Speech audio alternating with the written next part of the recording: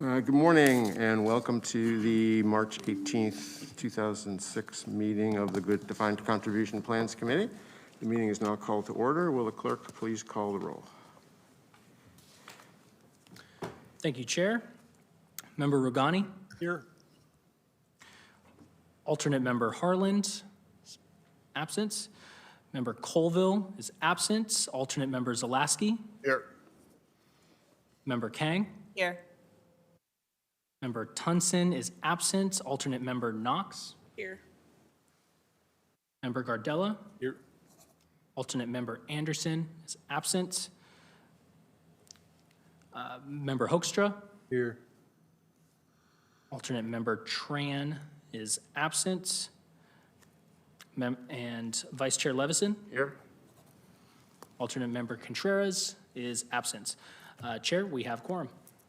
Okay, just so the committee knows, Chair Hoekstra is not feeling well today. He's asked me to chair the meeting, and I have agreed.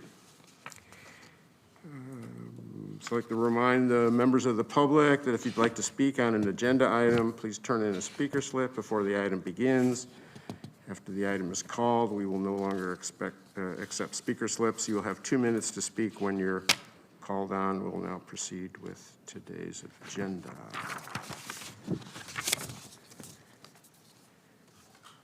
You're going to lead us.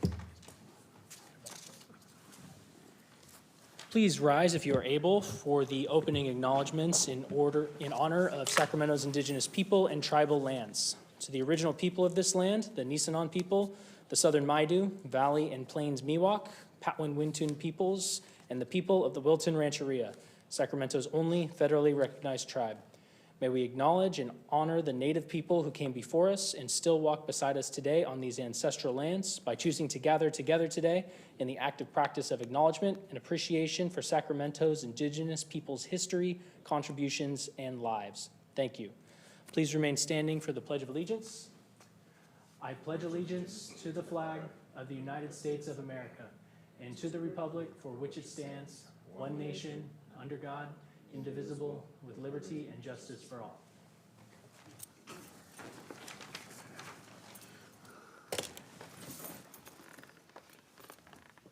Okay, we are going to start with the consent calendar. Item 1, and I will give the committee a heads up that we changed the order of some of the items today. So we'll start with item 1. We will then move to 3, 4, and 5, all nationwide. Then we will go to item 2, the budget. Once the budget's established, we'll select who's going to go to the NAGDA conference, item 7, and we'll end with item 6 for the chair and vice chair for going forward. So let's start with item 1, the minutes.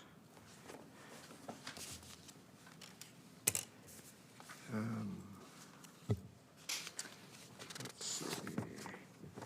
Any discussion on that? I will say, for our December meeting, when there was a lot of confusion about what the motion was for the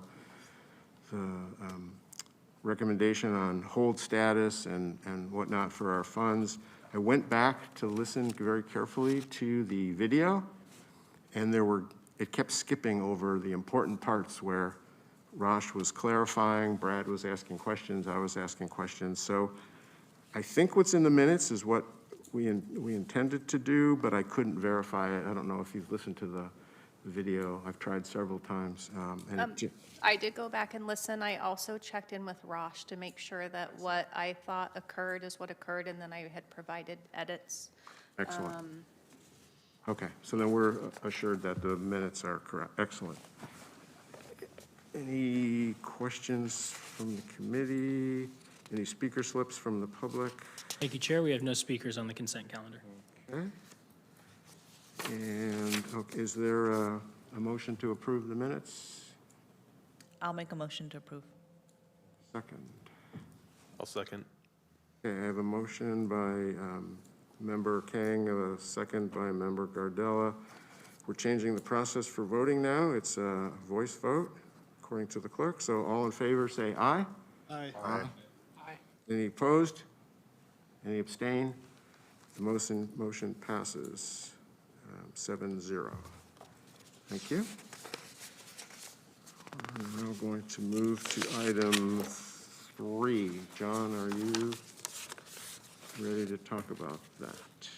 I can do a brief introduction on this. So, John, we did move some things around here. So this is regarding the 2026 NAGDA Art Capel President's Award, which recognizes excellence in public sector defined contribution plans.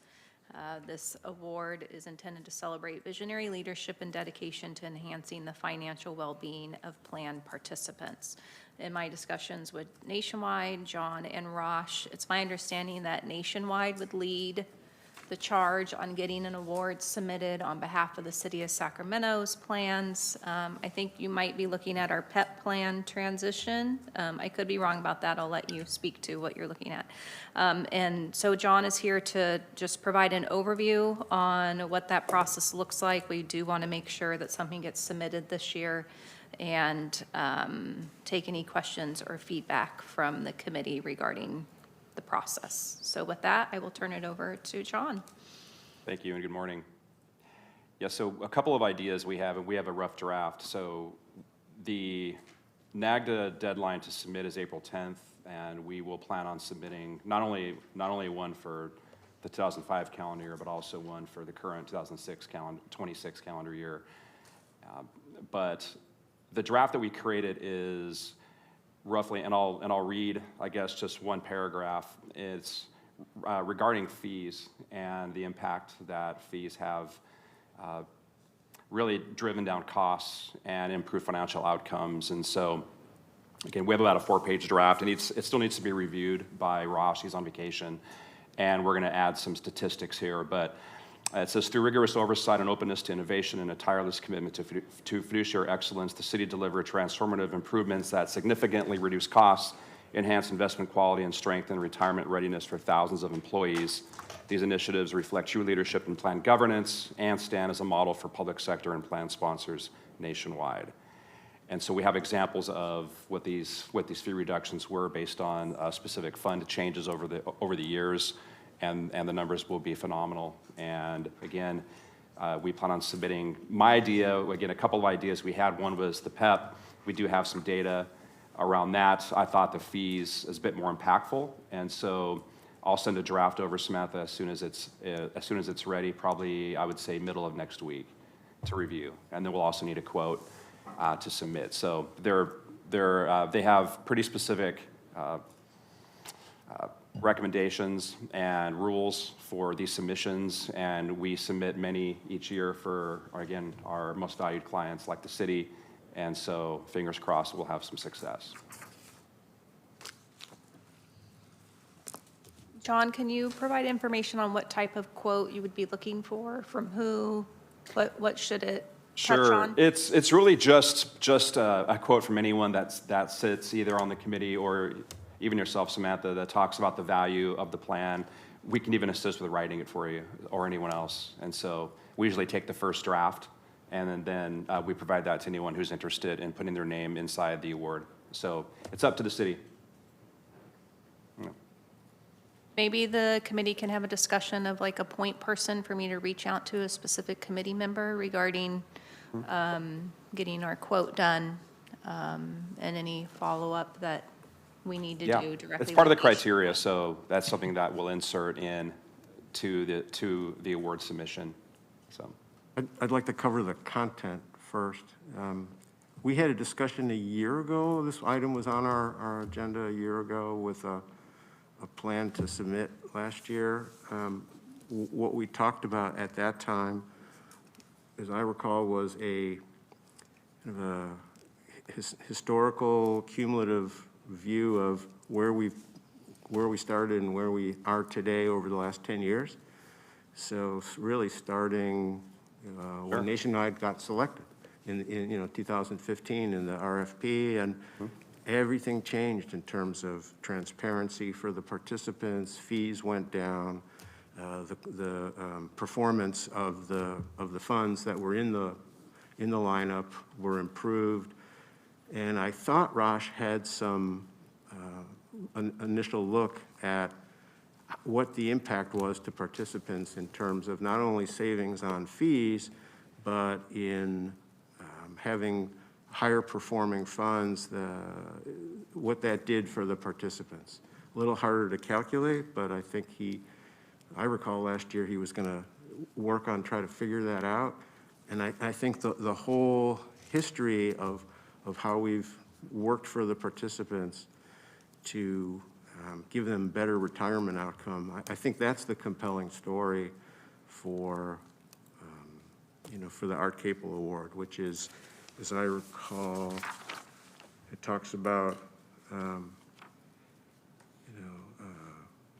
measurable impact on participant financial security and well-being is what I'm seeing in the staff report.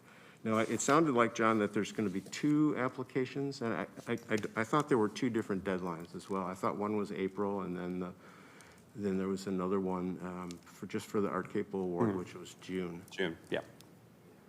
Okay.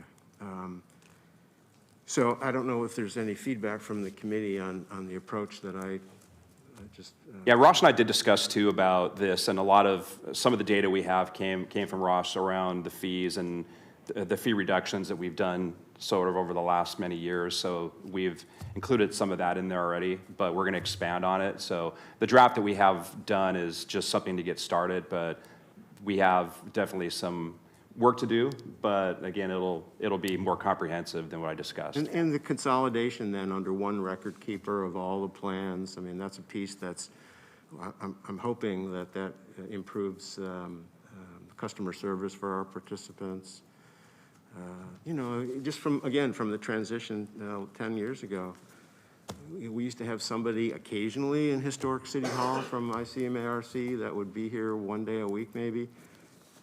We know Rick is everywhere all the time, and that's a huge benefit for our participants, as well as the participation of this committee representing the participants and advocating for them, and putting a greater focus on the plans.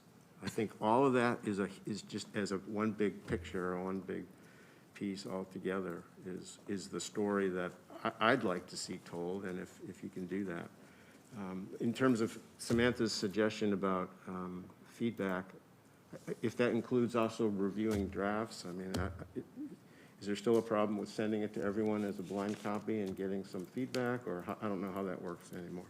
Well, I think it's the ability to manage all of that, get it all done under the specific timeline, and working with Nationwide to get it done as well. I think we do want to refrain from sending out something to everyone and trying to coordinate that under the Brown Act. I would advocate establishing, one primary point person for me to communicate with on this, and that the committee feels confident that that point person is going to be helpful, timely, informative, and we take that approach.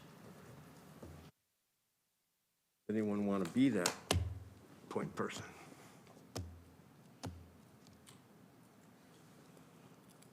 I'm happy to do it, but I wanted to make sure that someone else who wants it more.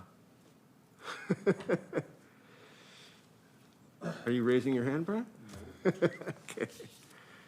Is there an objection if I take the lead on that? Okay. Is that the direction you were looking for, Samantha? Murray, will you please do it? I do have in my mind what I'd like to see. I think that helps get us going. Okay. What else? I just have one more question, clarify, so I understand the deadline and working this into what we're going to have to do internally. April 10th is the deadline to submit. Can you just clarify on the deadline again and what exactly has to happen by April 10th? Because today is, what is today? I don't even know, I'm sorry, 18th. March 18th. Yeah, I'll need to check with NAGDA. I have a contact there. I sat on the awards committee, so I'll check with her and get the exact dates, because I know you want the Art Capel. So I know that general awards are due April 10th, so the submissions do.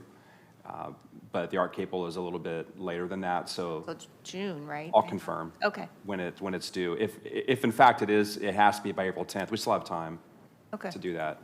So either way, I think we're fine. okay, But I'll confirm I actually made a note to confirm with my okay, contact. thank you.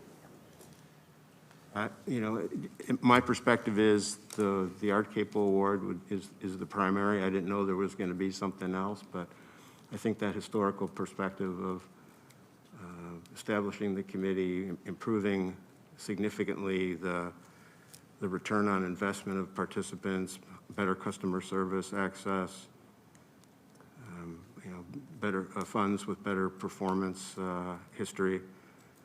All of that is, for me, the sustained achievement, focusing on participants, that I think makes the most compelling case. So, I mean, my perspective, if the April deadline is going to keep you from meeting the June deadline, I'm okay if the April deadline doesn't happen. I'd say focus on the Art Capel Award, but so also to unburden both of you. Yeah, I think this item was specifically focusing on getting that Art Capel Award submittal done. And I think from hearing from the committee in the past, that would be our goal, is that award, right? Thank you. Yes. Any objections to that? All right. Okay, so there's no vote required on this item. Receive and discuss, and we have done that. Anyone from the public want to speak on this item? Thank you, Chair. I have no speaker slips for this item. Okay, no vote. We are moving to item 4, the nationwide fourth quarter report. Great, thank you. Is there a way to share this laptop on the screen? Okay. Yeah. Did you edit? And I just want to provide the committee an update. Of course, in January, the committee did recommend that we move forward with the contract with Fiduciary Consulting Group. We are very close to getting the signatures on that. Thank you to Ryan, who actually was a huge help in expediting the CAO's review process on that. So we're close to getting the signatures by both parties that are required for it to get scheduled on council, and I think we're tentative a meeting early April or mid-April council meeting, so certainly in plenty of time to have them back for our June meeting, and they will catch up on any reports as well to catch up on for that.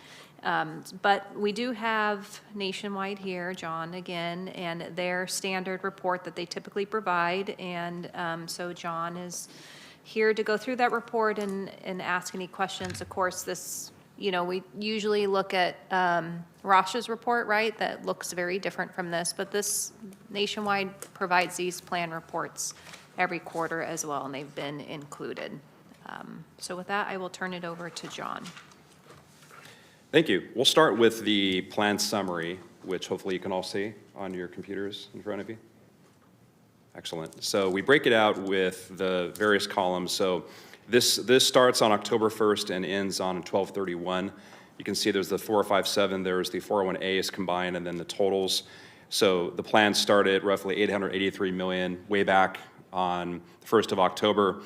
Then we add in contributions, subtract off distributions, and I'll go through this in a little bit more detail, subtracting fees, adding in loans, and then the gains lost of the market, which was about 10 million positive. The plan ended roughly $889 million as of the end of the year. Before you go off that page, John, the top right corner of that page, that header seems a little confusing. Yeah, we custom made this, and our reporting team just pulled one of the names of one of your plans and just left it on the top. So we'll fix that next quarter. It is intended to be the entire, all plans, all. It is. All, yeah. Okay. Actually, I have another question. I was curious why the 457 balance is higher than the 401A. The reason why I'm asking is because at least is my employment, whenever that started, I'm required to put into the 401A, but the 457 is optional. So I'm just curious, like, what drives that higher balance on the 457? I can answer that. The 457 has been around for 70s? 40 years, 1975. And every employee is eligible to be in it, including people like myself who still have money in there. 401s are limited to very few unions that negotiated for it, even though it's mandatory once they're negotiated. But it's really the duration of how long the plan's been around. And then also on the 401A plans, in the labor agreements for the rep units that do have to, or the unrep reso, who do have to mandatory participation in it, it's capped at maybe 2% on both sides, 5% and 4%, whereas your 457 plan, you're eligible for the whole IRS annual limit, the age catch-up provisions, the 3-year pre-retirement catch-up, so. But yes, the mid-70s is when our 457 plan started, 75, so. That the 401 wasn't mandatory.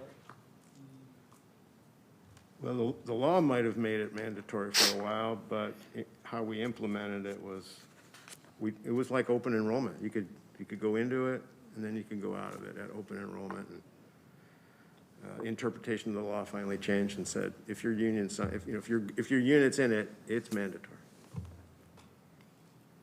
It's There were a also few people, higher. believe it or not, that chose to not contribute and also not get the city's match. It's crazy. Ash, I hope you have both. Yeah. And the IRS limit's higher, 24,500 for this calendar year in the 457 plan. And so much higher limit, but those are great explanations. Yeah, most rank and file members don't have the 401.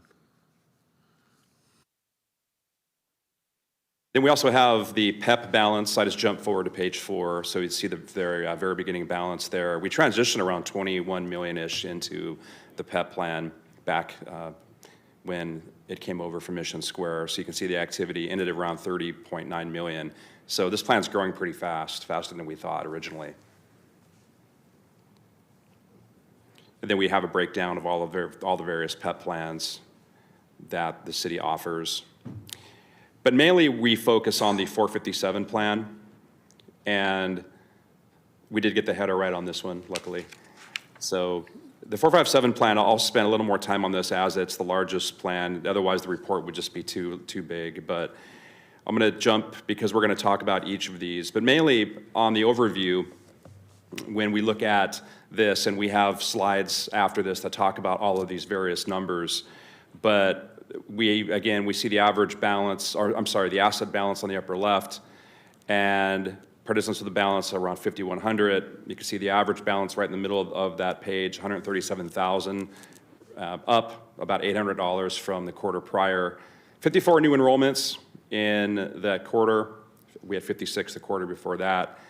And so, again, I'm going to go through each of these in a little bit more detail, starting with participation.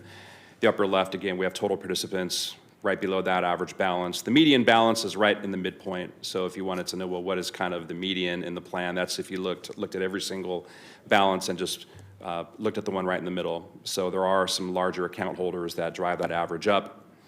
Your average asset classes, it's very healthy. Your overall diversification is really good, an average of almost 4 asset classes per participant.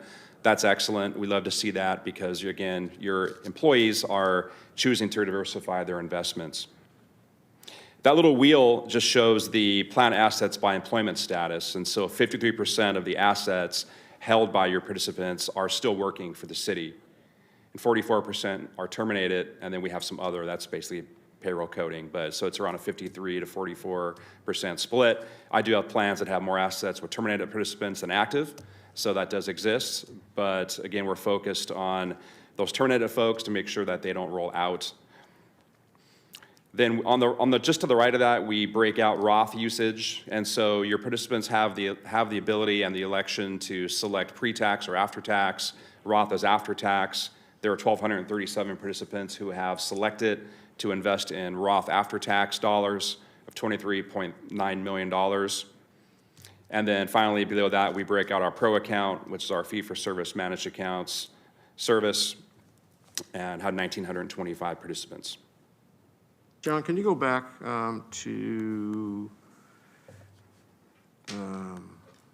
like the overview page?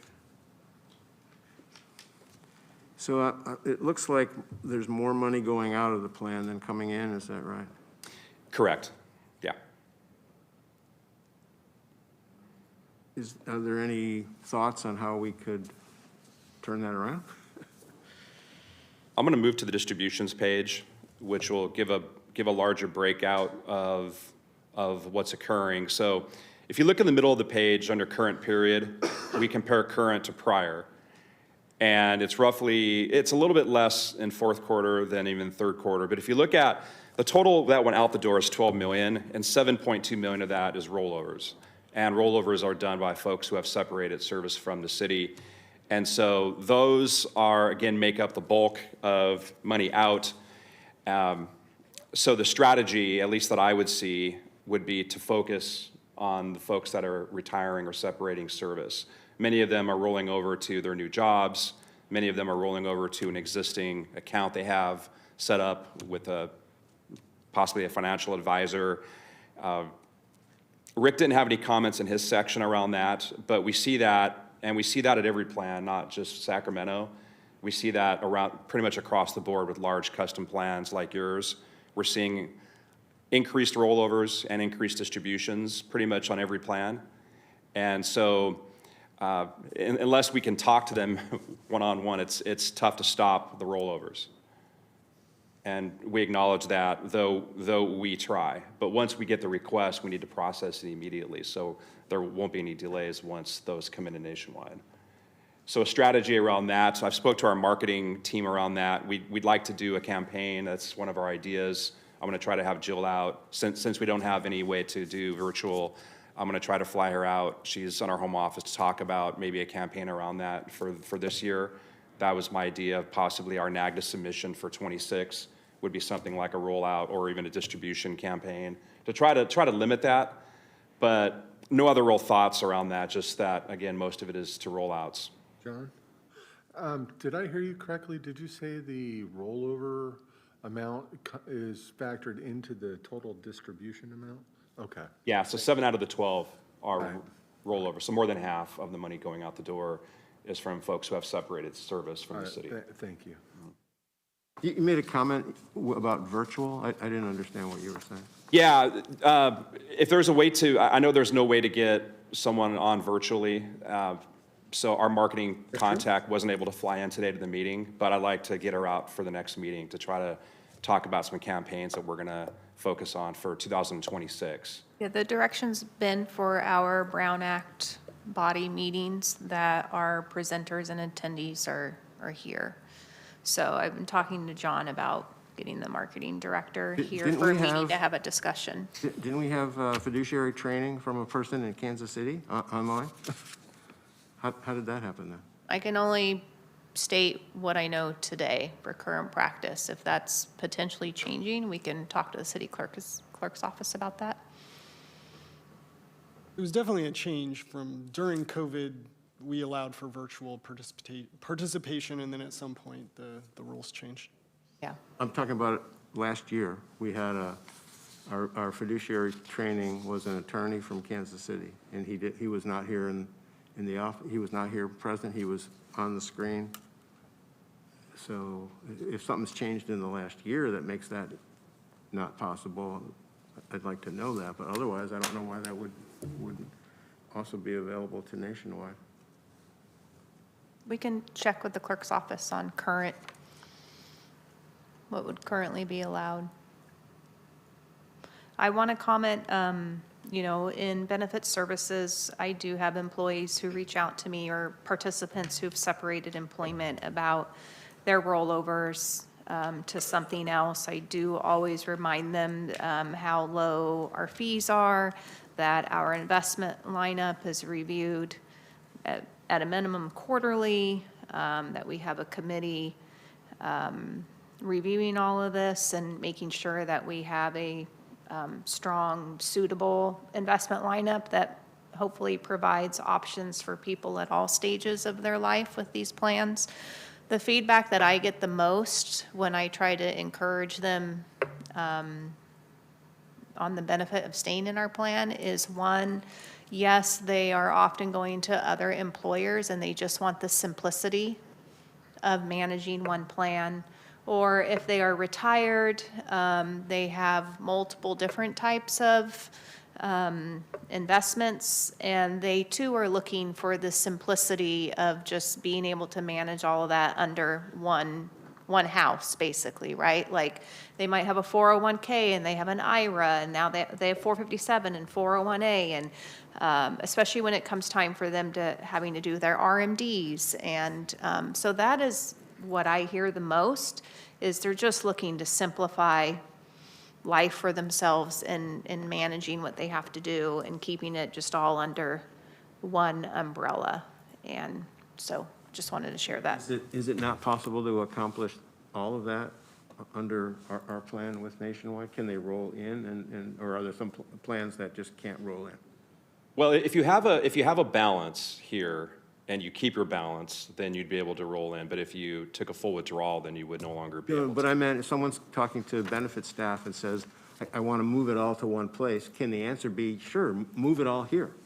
Yeah, your plan accepts other forms of roll-ins from other But it accounts. does, I don't think it does not accept, it does not accept inherited IRAs, inherited 401ks. There are some and limitations, yeah. And anything inherited.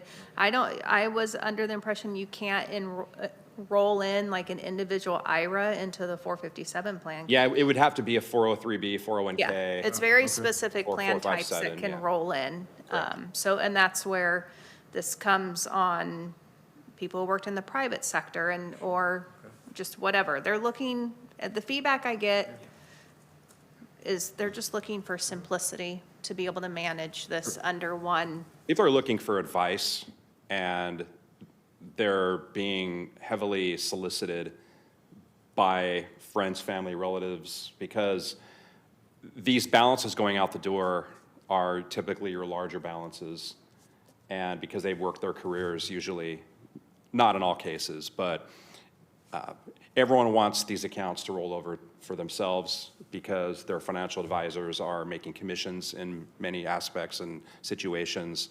So people need to understand what they're doing when they're rolling over, and a lot of times they just move it. But there are pitfalls and there are the buyer bewares, and we do get a lot of questions about, hey, can I roll it back? I wish I wouldn't have done it. We hear it all the time, and if they roll it all out, they can't. So Rick's message is always, well, leave some money inside the plan, over $5,000 roughly, $5,000 to $10,000. And if you want to come back, you can, because a lot of people realize maybe they made a mistake. And so that does happen. That's why I was going to ask you, do you actually tell them that, right? That if they leave the plan, they can't come back? Yes, yeah, and we put in our materials that we have a handout that all of our retirees get when we meet with them, encouraging them to leave some balance so they can roll in. That's And great. John also touched on something else that I will talk to folks about when they're inquiring about rolling out is I try to get as much information from them as they're willing to share with me, and they are being solicited, for Heavily. sure. I'm being solicited, and I'm, just because my name is out there on these reports or whatever, right? I get cold calls all the time from my own personal investments, so to speak. And I'm like, how did you get my phone number? How do you know who I am? So yes, the solicitation is heavy. I do remind these individuals, like, it's not free to go to some of these other things and get what you think is an advisory model for your investments. You're typically going to be paying maybe 1% of your assets every month It's 100 basis for points. those fees. And I try to remind them, like, there are many avenues available in our plans if you stay in them. We have the quarterly financial planning services now that's included in our contract. We do have managed the pro account, if that's something you're more comfortable with, and those fees are quite low compared to what you're going to go out and pay for individual investment advisory model. And then we also have the self-directed brokerage option, which opens up the whole world to you, right? Basically. And your an money market investment. fund. So Lots of reasons to stay. these are communications, at least I know I have with participants, just because I try to let them know, you have to understand what this is gonna cost you if you do this, right? But again, most feedback I get is they just want simplicity. They want easy, especially as they approach that RMD age and having to manage RMDs from all these multiple. Yeah. And every ad you see now from various providers, it's consolidate, simplicity, have all your accounts in one place. You So see John, it. are there any products that we're not currently offering that we could offer that would be a benefit to participants, to be more of an encouragement to stay or to roll in? Things that they can't roll in now, are there products that we could offer within our existing plans? Products, I mean, just off the top of my head, if you wanted a deemed IRA, there's an IRA product. I know like Sacramento Fire offers an IRA to their employees. That would only be really for someone who's already maxing this out. It's another opportunity to invest. But product-wise, I mean, I just think it's hard to stop people from rolling out. It really is. And I can sure take a look, but there's not much else we can offer industry-wide, because these products that are offered are, I'm sorry? Adding to that conversation, so it is heavy solicitation. Yeah. I mean, when I left the city, people were trying to get my money too. So it is a lot of peer pressure to move your money to whatever plan. Simplicity is always good, keep your money close. But I also think there's an opportunity for Nationwide to be just like the other competitors, where they're asking us to provide, well, give me some of your statements so I can see what you're offered. So when people are transitioning out of the city and they're thinking about the rollover, it's, okay, well, what are they offering you? Let's see what they're offering you so we can kind of have that conversation, and it opens up that conversation for you to have with them so they're more educated and can make a better decision. Yeah, yeah. John, for other plans of similar to ours that you work with, how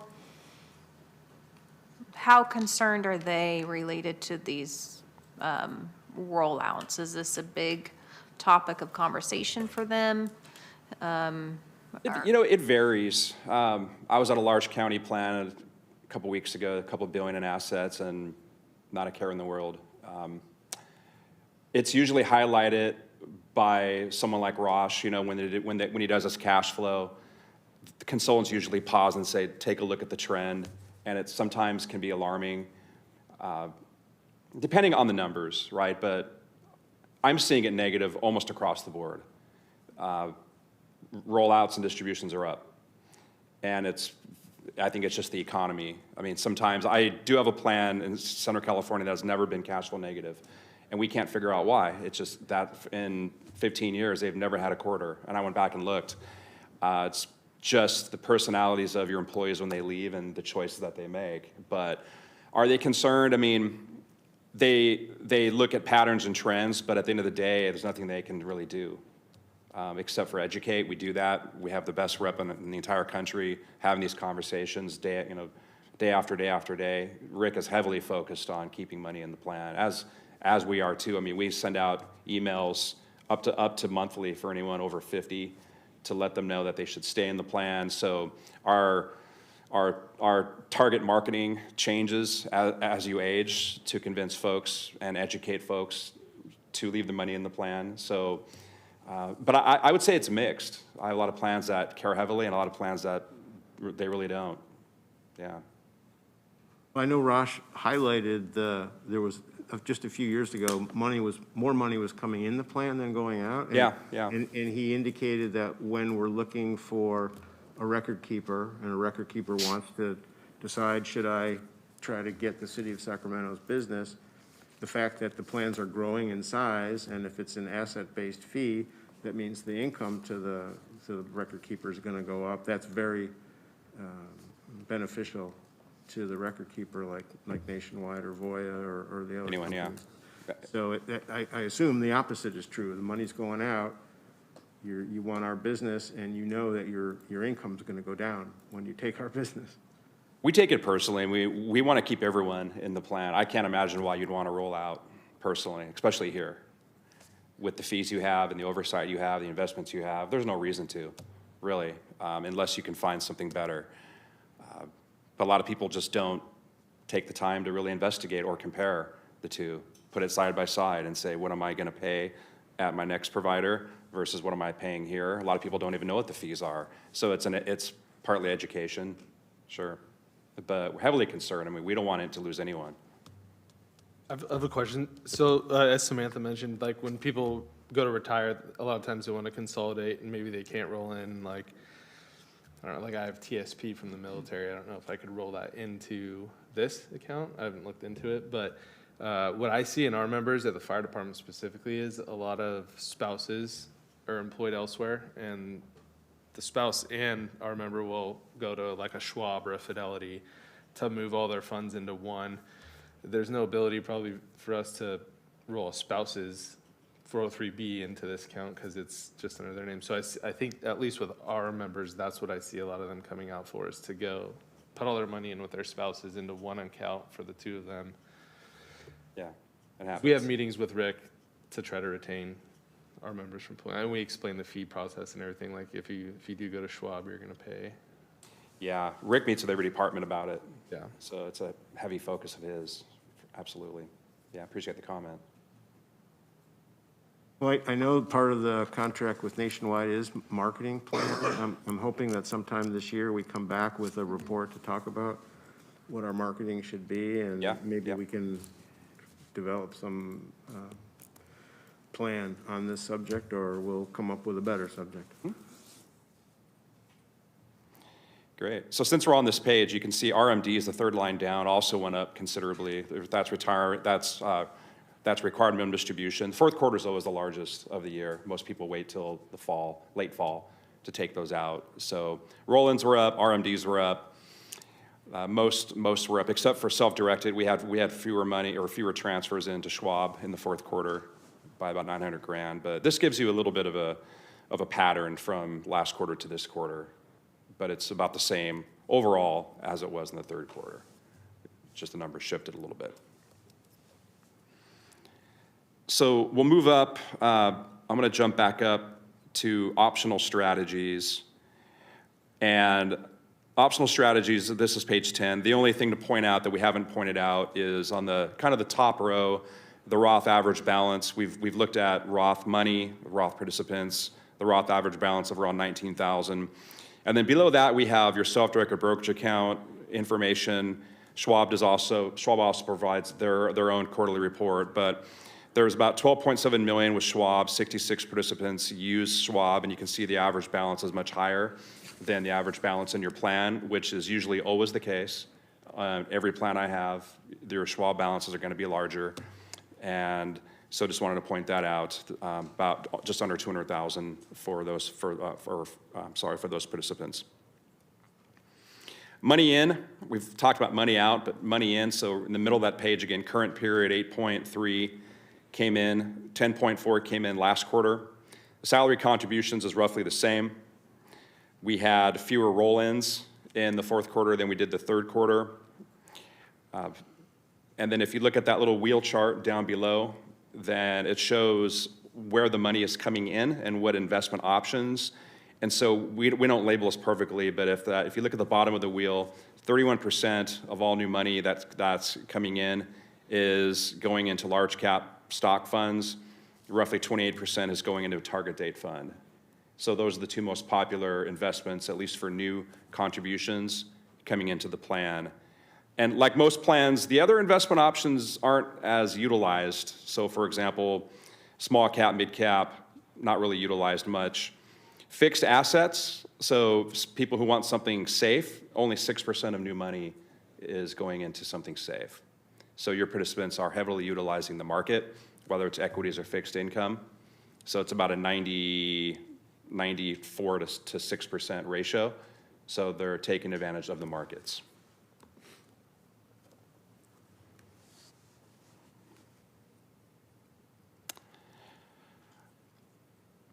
As far as assets go, we looked at new money, current money, where current money's sitting. On the upper left, we have your allocation overall in your plan. So 16% of the assets in your plan are with target date, or asset allocation, 8.9% bonds, 13% fixed, internationally 11, large cap, always has a large percentage of 37.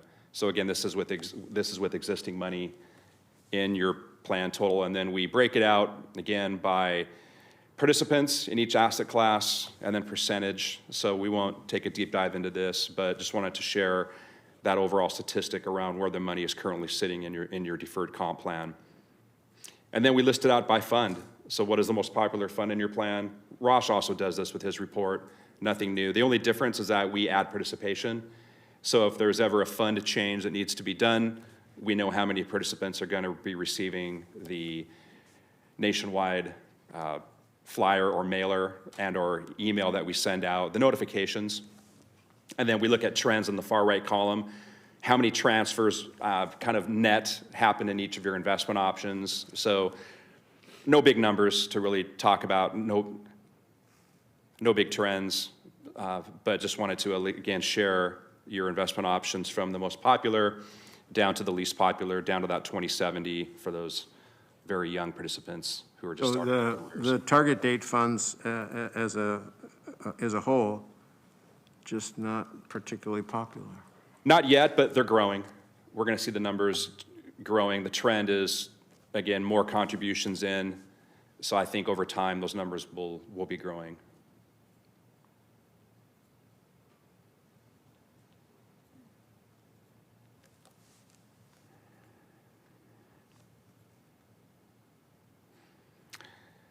All right, moving on to loans. Your active loan balance in the upper left, there's $8 million outstanding. Eventually, that'll be repaid back to Nationwide. There's 597 current loans that are active. And looking at trends, we opened 52 and closed 38. So the number of loans is growing slightly. The upper right of this page is your current average loan balance, $13,657. So if you want to know, well, what's the kind of the average loan amount out there, that's your answer. So the IRS allows you to borrow up to $50,000 and or up to 50% of your account balance.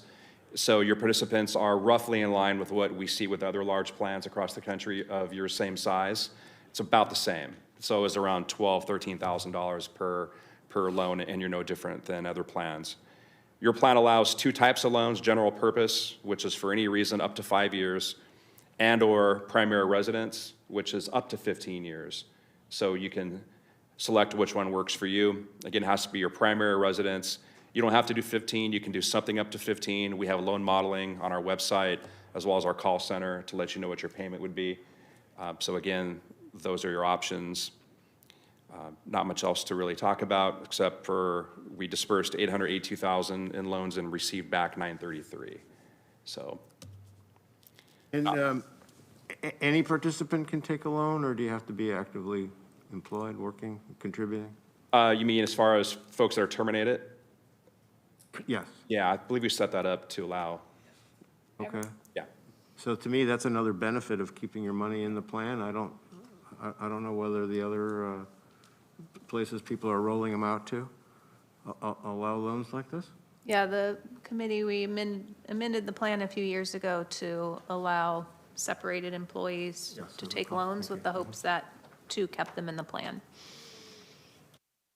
Most plans haven't done that, so I think that by the city actively being proactive, to let the retirees and folks separated from service do that, I think that's a win. So we like to see that. And then I wanted to share another slide around enablement and engagement. This is something fairly new that we've been adding into our quarterly reports.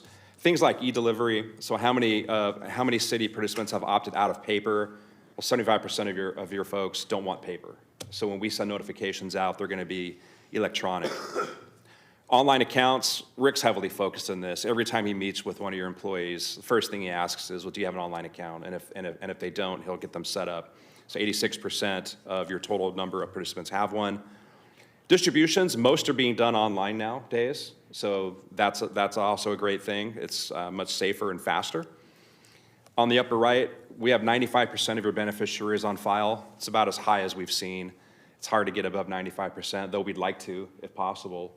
We send out emails twice a year in February and November to anyone who doesn't have a beneficiary on file with Nationwide. It's also on their statement. If there's no beneficiary, it'll say no beneficiary on file. And they can update it by going to the website or by calling us and giving us the name. We'll take it, take any direction that we can get. So we are missing 5%, but 95% is pretty good, way above the benchmark. Same with emails, 96%. Email rate, that's really good. It's about the highest that I've seen. And online enrollment, about half and half. Half do it traditional way on paper, half do it online. So happy there. And then the very bottom row, this is just our software, which gives a retirement readiness score called My Income and Retirement Planner, the usage for the last quarter, and some various data there. So that's mainly Rick's appointments, him.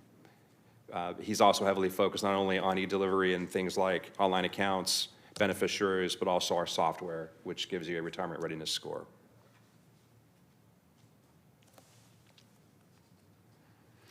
All right, some other metrics going back to 2019, growth of your plan. I think that Ross puts this in his report as well, but we're going to hit that $1 billion mark, and we're going to hit it soon if the market cooperates. So we're very excited about that. We're pushing 900 million. We're right there now.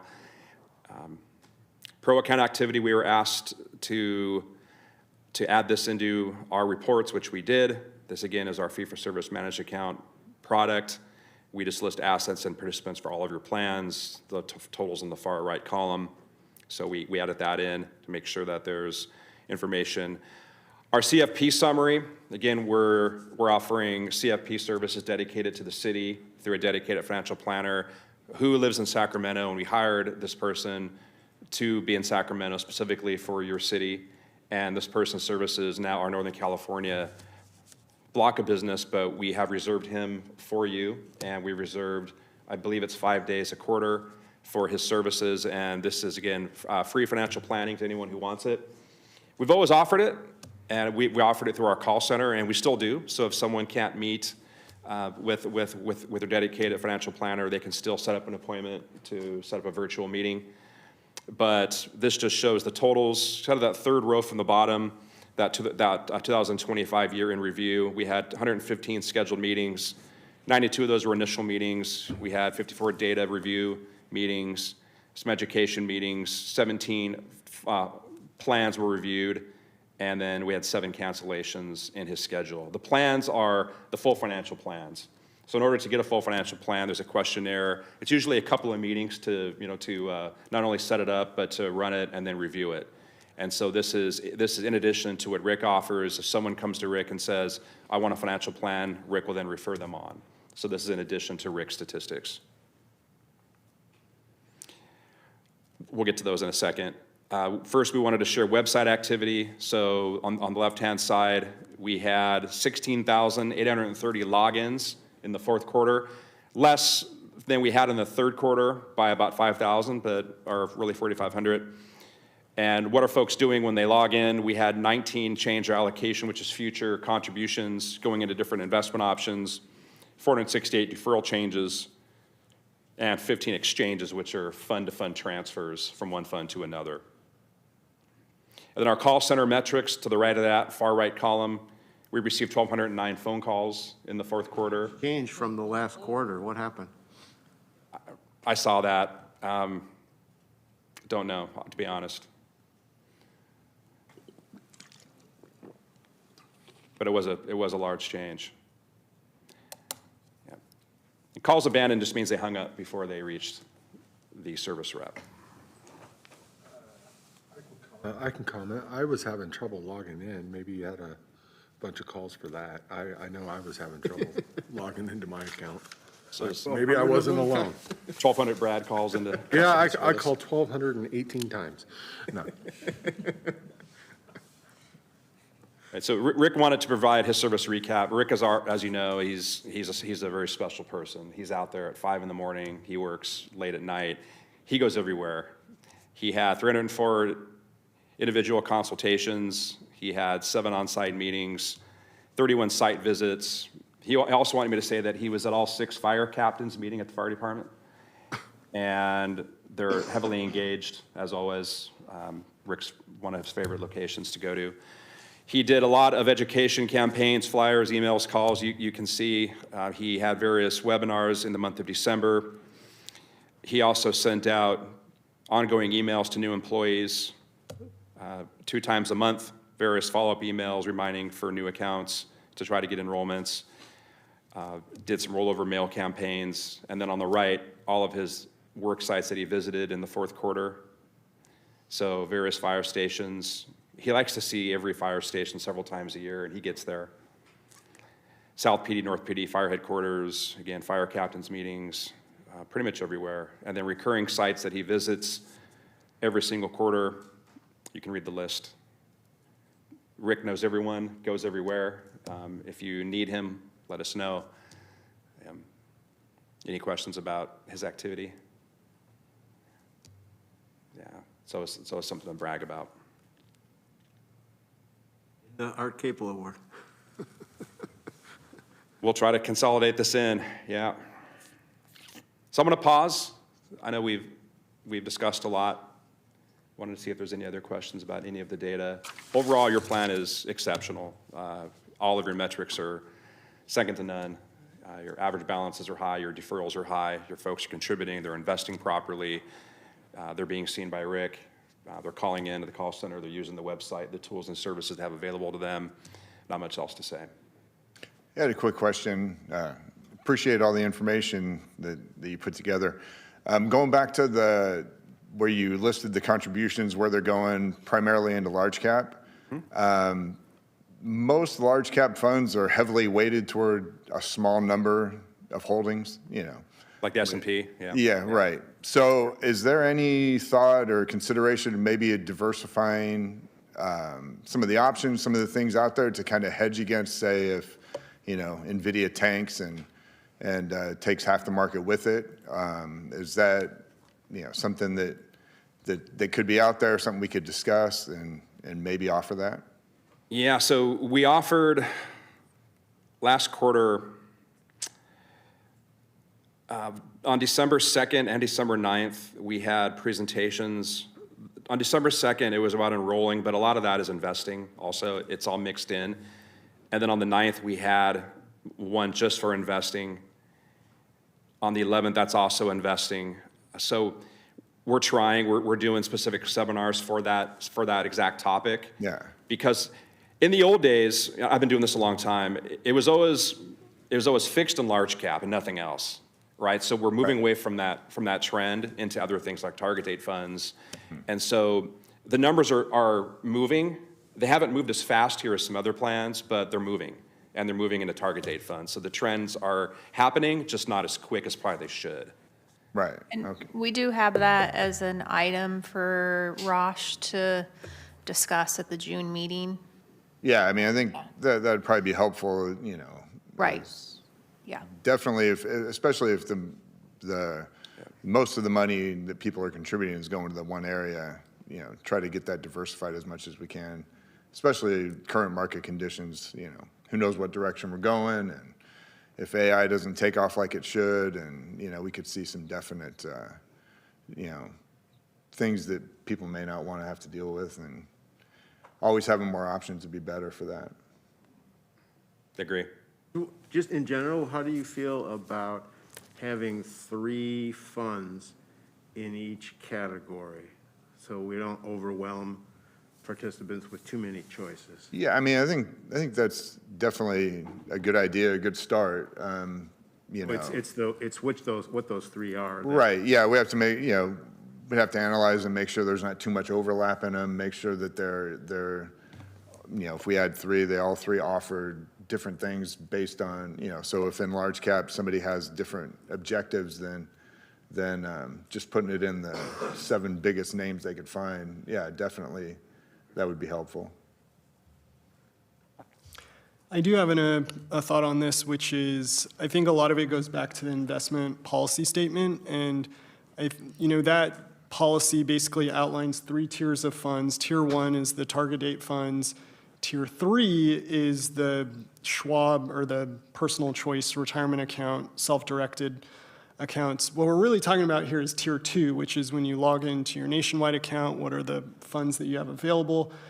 The investment policy basically outlines a series of indexes that then follow, that basically direct kind of the selection of funds that flow up to those indexes. I think we could be a little more strategic in terms of the indexes that we've selected. So just as an example, it does this traditional large cap, medium cap, small cap. You kind of go through the list, you get to international, there's just one set of international. Like I think just in that example, there's a whole array of international indexes we could be looking at as opposed to just a single type of index. And so I would definitely be open to exploring that a little bit further and just kind of broadening the types of indexes that we've outlined in our investment policy.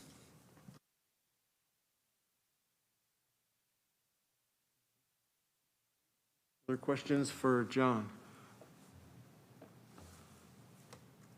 John, I think in the interest of time, if the committee doesn't have any further questions on this specific item, if you had an intent to continue going through each slide, I think we could pause on that.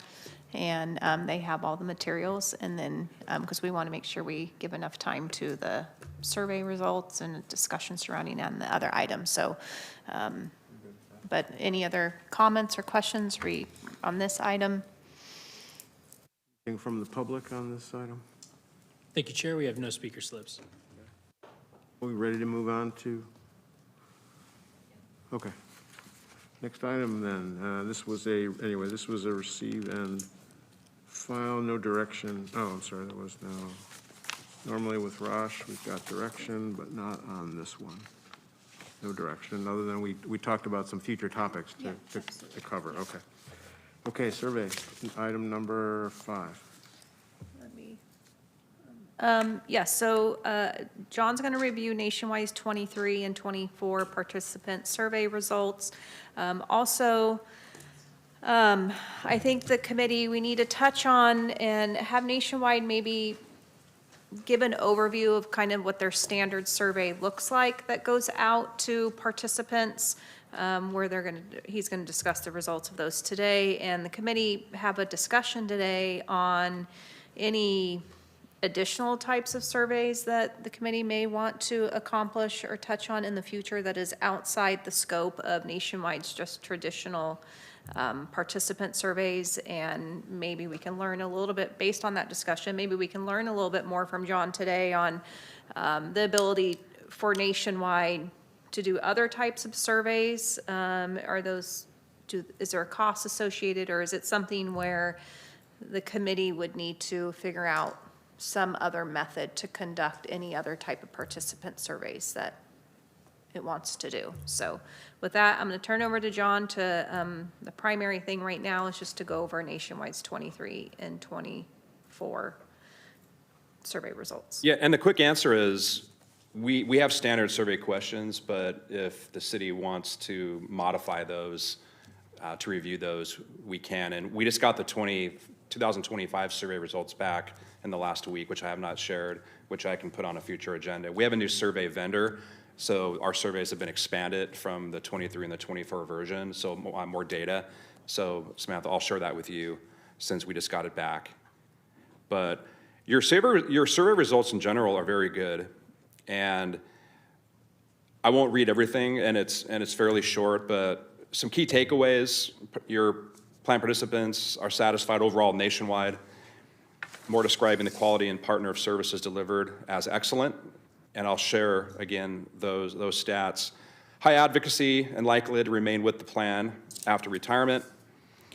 And as views of the economy have improved, so has the assessment of plan performance, with more feeling the plan has performed well. The 23 survey was done during a market decline. The 21st survey, the market was okay, so keep that in mind. But again, the overall results are very, very good. In 2023, we had 155 respondents we had 107 in 2024. And then I skipped the touch point usage, but participants overall make frequent use of the resources available to them, both digital, again, the website, call center, and they really appreciate Rick, who is here called the retirement specialist, for his professionalism and ability to explain your plan. So Rick got really good marks, as always. So this is the main page, the overall plan satisfaction. You can see on the left-hand side that 76% of the respondents are in the top two categories of extremely satisfied and very satisfied. So we're very happy with that. In 2024, we had 76%, again, the exact same number, are in the top two quadrants. So that is really what we're looking for. Most are, again, very, very happy. We didn't get responses back for reasons for satisfaction for everyone, so the numbers aren't huge in this category. But just in general, they did respond of good quality service and helpful customer service and easy access and things like that. Dissatisfaction, there are always going to be folks dissatisfied. In 23, it was mainly market conditions, but some people feel uninformed, limited investment options. But again, we're not sure what limited means. There's tens of thousands of those available. You know, you can't offer everything, but yet we sort of can with Schwab. So maybe there's education needed around Schwab. So you can kind of read the rest. But overall, our marketing team is very happy and very pleased with the results. The survey results in 25 are even better than this, but we're proud and we're very happy with what we've seen both in 23 and 24. And then plan, oh, yeah. How many participants are you asking to be part of the survey? Yeah, we didn't have that number. I believe we send it out across all participants in your 457, and it's through a third party.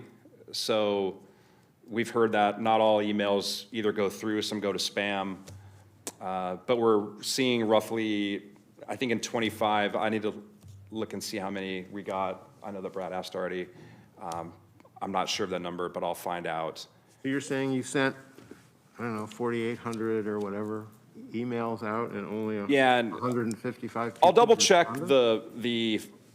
the total number, as I don't know. I just assume that we sent it to everyone, because why wouldn't we? But we're not, yeah, so we got, right, I don't think we limit the surveys to anyone.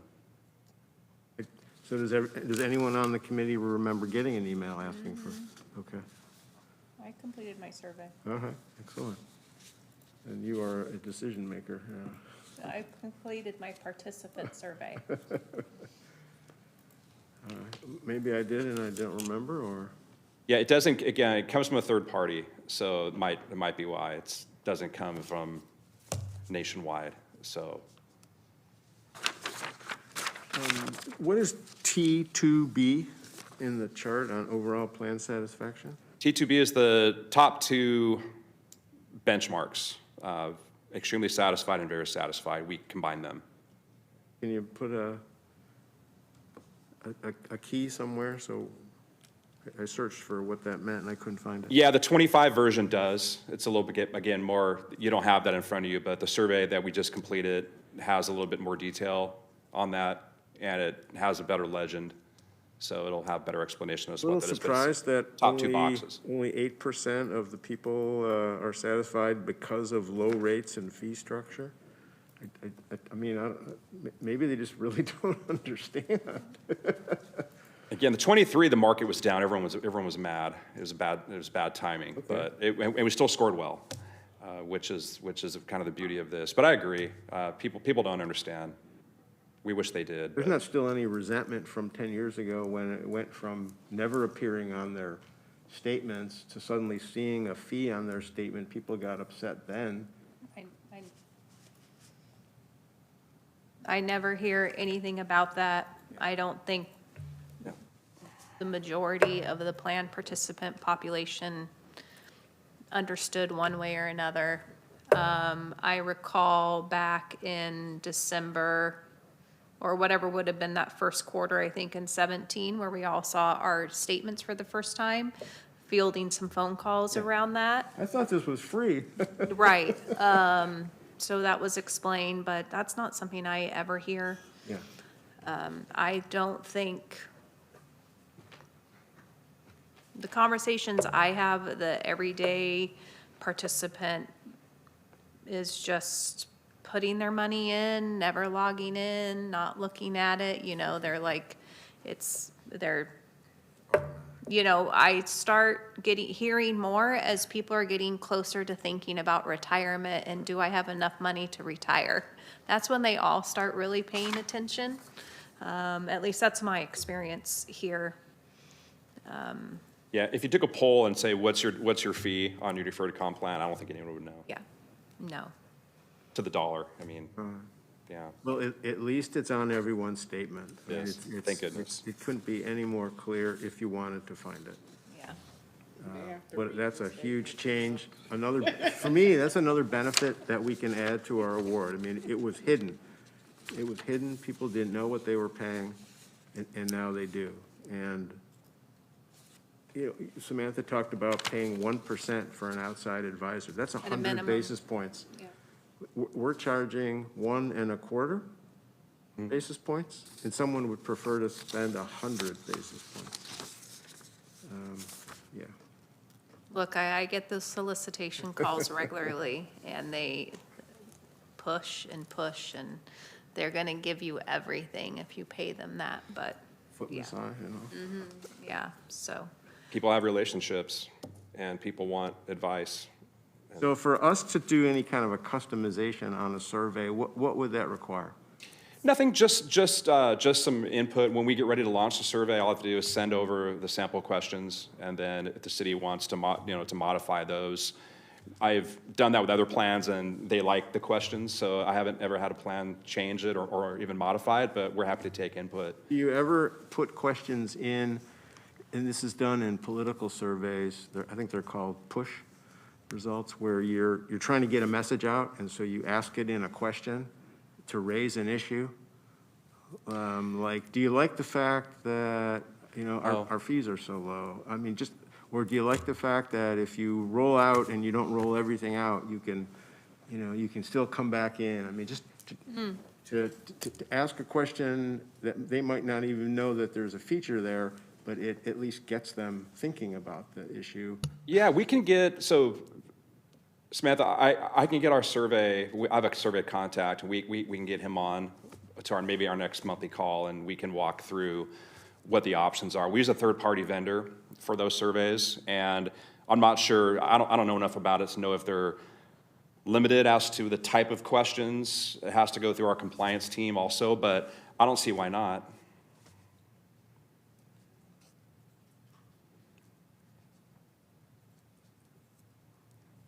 I would just suggest that, so the idea of push polling is what you're referring to, is when you're trying to manipulate the results of a survey, and I don't think that's what you're going for, right?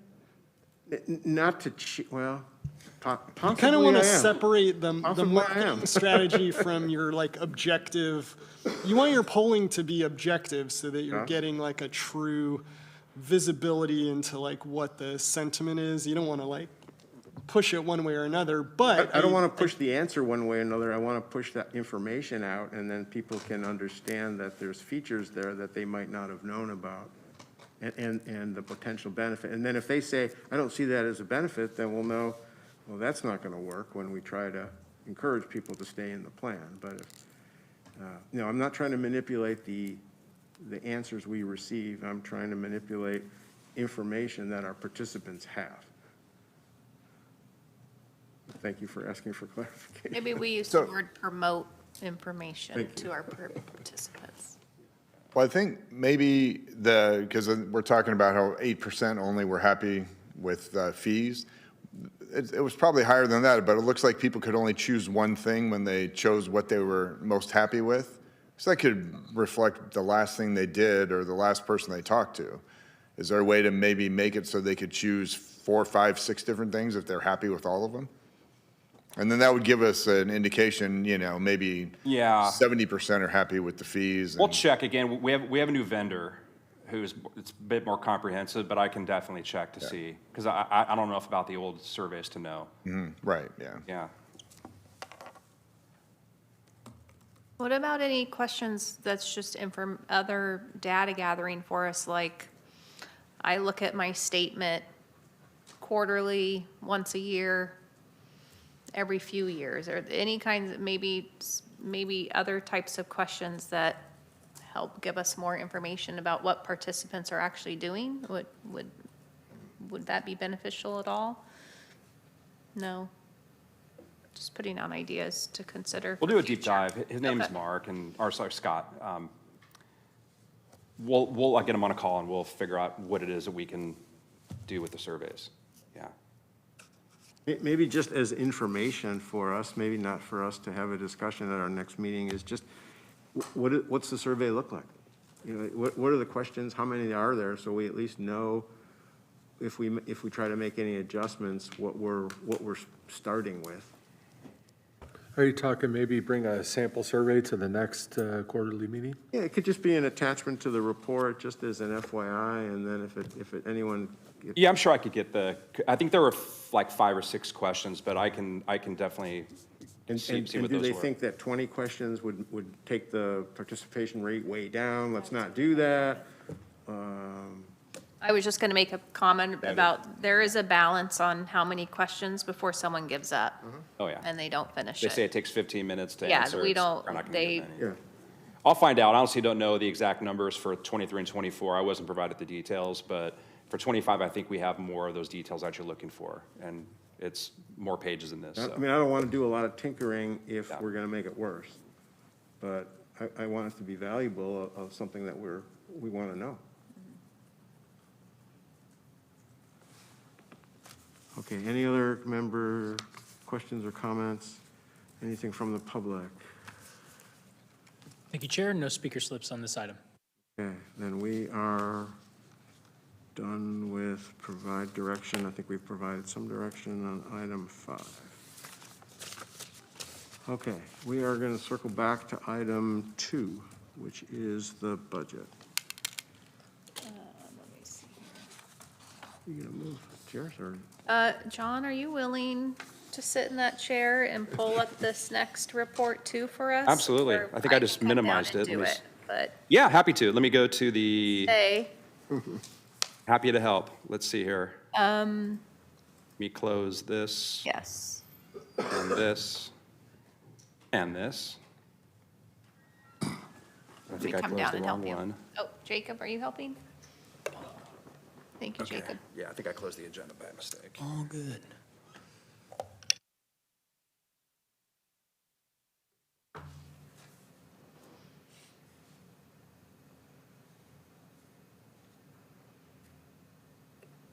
Great. Okay. This item is about the administrative allowance account budget for calendar years 2026 and 2027. Vice Chair Levinson has done quite a bit of work again and provided a written summary and some proposals, providing an amended calendar year 2026 budget for consideration, and then a calendar year 2027 budget for the committee's review and approval. The committee did pass a budget already for 2026, but we looked at actual expenditures and discussed ongoing needs, and so that is where we've landed with recommending an amended 2026 calendar year budget. So with that, and I'm scrolling down right now to get where, way back here down the report. I'm sorry, I'm just trying to get to the page. Where really we're going to be looking at the budgets, so I can help John out. So John, if it's possible to scroll to page 21. I'm going to do some background Yeah. description first. Yeah, Wherever so you want to. I just want to help John get to the right page here. 21 is attachment 5, where we show the amended calendar year 2026 and proposed calendar year 2027 with, I believe one is with reserves. And then there's an attachment further down where there's a little bit different allocation related to those reserves. So with that, I will turn it over to Murray, who did thankfully all of the work on this for the committee.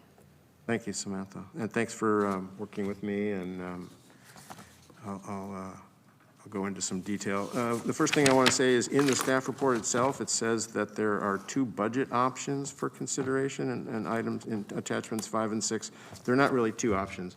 They're 2 ways of looking at the proposal and the past and the future of the budget. One shows the reserves and the fund balance, and one doesn't. That's the only difference.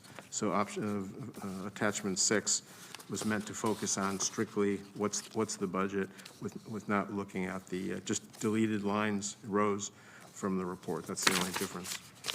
So this, John has up attachment 5 right now on the screen. I think that is really the, That's the one that's the most comprehensive. Yes. It shows the beginning fund balance, how much money comes in, how much money goes out, and where the fund balance lands. Yes, everyone should at least be aware of that, but if you just want to focus, you don't want to see the fund balance information, and go to attachment 6, and those rows have been removed from the report. So a number of things happened since the last year. First of all, we're going to be doing the investment policy statement, or I'm sorry, the fee and expense policy statement says that we're going to adopt a budget every year, and it's going to be multi-year. We could do more than 2 years. We've just landed on a 2-year budget. So if we're going to do 26 and 27 this year, next year we're going to do 27 and 28. We'll make some adjustments to 27 because we'll have some actual numbers going forward. Things will be more refined. But we had a number of things change in the last year. The most significant probably was that our investment consultant selection was done, and the result is with Fiduciary Consulting Group being selected for 5 more years, is their fee was less than we thought it was going to be, so we budgeted at $60,000 a year. They're only charging $50,000, so we had $10,000 that we don't need to budget for that. We also budgeted $40,000 every 5 years to do an RFP for record keeper. They've included the cost of that RFP process in their annual fee, no extra charge for that. So we don't need to spend $8,000 a year for 5 years to get to the $40,000. So that's money that's not needed. So we've had our interest income, that's the administrative allowance account sitting in one of the mutual funds, is earning, because there's more there, it's earning a little bit more. And those are the biggest changes in why expenses are down and revenues up a little bit. Also, in putting the report together, Samantha helped me figure out that I made some errors in the prior version from a year ago. This version corrects them. It even goes back to correct actual results from prior years because they were incorrectly shown. A lot of it had to do with, I changed the format of the report last year to show how much we were putting away for future RFPs. And I accidentally considered that as an actual expense out the door. It wasn't, it was just moving from the left pocket to the right pocket, no actual expense. But the spreadsheet counted as an expense, and so our totals were wrong. That's all been fixed, that's all been corrected. Samantha keeps track of fund balance in an alternate method, and her numbers and what this report shows are now exactly matching. So we feel good about that, and we're also matching up with attachment, I think 4 is the one that shows every fee that comes into the administrative allowance account and every expense that goes out. You can total up annually how much is going in, going out. That also matches up with the budget, and so we're in sync there. Let's see, what else do I want to say? and I think, you know, in working with Murray on getting this report done and all the data, there's sometimes a timing issue of a service is performed, the invoice goes to Nationwide to be paid, to go to fiduciary group. So the actual expense coming out of the allowance account may not hit till the next calendar year, even though we received. So there's some timing with that, and that too is where we landed on truing up at the end of 2025, starting with 2026. We worked on that, right, Murray? Exactly. And just, I have to admit, one other mistake I made in the last year's budget was I don't even know how I didn't see it. I assumed that we paid highest, all $50,000 in 2025, and we didn't. They went to a new invoicing system, and they're behind, and so we only paid them $25,000, and they may catch up at some point. We may pay them more than $50,000 in a year, but each contract year is for $50,000, and it goes back to the timing issue that Samantha was just talking. So the errors we figured out, they've been corrected. There's no material impact other than the unrestricted, the unallocated amount is higher than we thought, which leads to one of the questions that we're asking the committee to consider is, we've got more money that we don't have a purpose set aside for than we should have. The fee and expense policy says the unallocated should be minimally near zero. It's going to be in the, it's going to be $118,000 at the end of this year and potentially $136,000 at the end of next year. So first, we've taken care of, do we have 50% of annual budget set aside for unanticipated expenses? We do every year for going into at least the next 6 or 7 years. Do we have enough money set aside for the next RFPs? We do, or we will. We're going to put money in every year to make sure that in 27, 28, we have money to do an RFP, so that's fully funded. And we still have over $100,000 that we don't have plans for. And so the fee and expense policy statement addressed that and said that we could temporarily suspend the collection of or reduce the amount of the monthly explicit asset fee, which is the $1.50 that everyone in the 457 gets charged, for a duration of time as recommended by the committee. That is a potential future agenda topic for us to consider. So we're taking $1.50 from everybody in the 457 per month, $18 a year. That's going into the administrative allowance account. We have more money in the administrative allowance account than we think we're going to need for the next number of years. We could take, 4, 5, 6 months and say people won't pay that fee. The wrinkle on that is that each of the labor agreements are very specific that the fee will be charged every month. So there's going to be some labor relations involvement in potentially doing a waiver or an amendment to an LOU to change the mandatory, everyone has to pay it, to, hey, is it okay if we don't charge it for some months at a time? But that's not a topic for today. That's just raising the issue, making sure you know about it, and we can certainly bring that back to a future meeting. There are a couple other questions that are in the staff report that were raised. We've allocated money for education outside of what Nationwide provides, outside of going to the NAGDA conference, and this is more for participant education. We've never come up with a project on how to spend that money on. Should we come up with something very specific to assist our participants, or should we take that money away from that funding line and move it somewhere else? We could move it to the, we don't know what we're going to do with it line, which just increases the amount of money that we have that we don't have anything set up for. So that's probably not the ideal. The better idea is to find a good use for it that benefits the participants directly. Sure.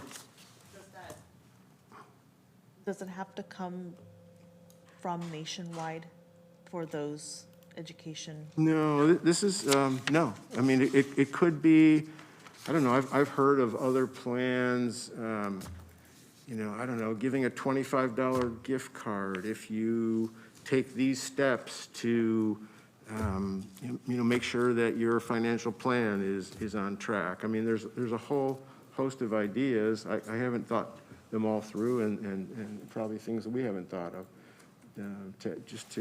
to guide our participants, encourage them. I don't know if you have ideas.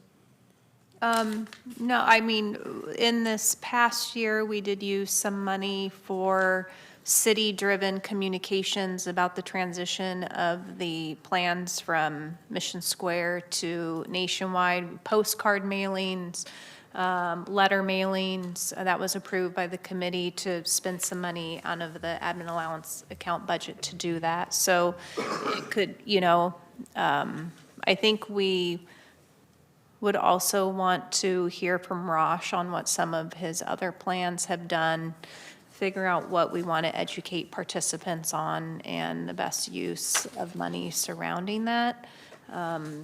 Aside from the planned transition notices, we haven't used any funds for specific targeted, plan-driven education. Yeah, it's participant education and events, so it could be, you know, it could be a brown bag. I mean, you know, to encourage people to come see Rick if we think we're having trouble Yeah. doing something like that, and maybe we're not.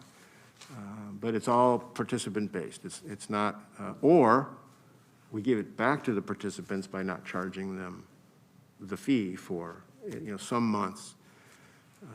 You know, Yeah, me- fee holidays and fee reimbursements are two of the most common, and typically a fee reimbursement, but we can do either administratively, whatever you choose.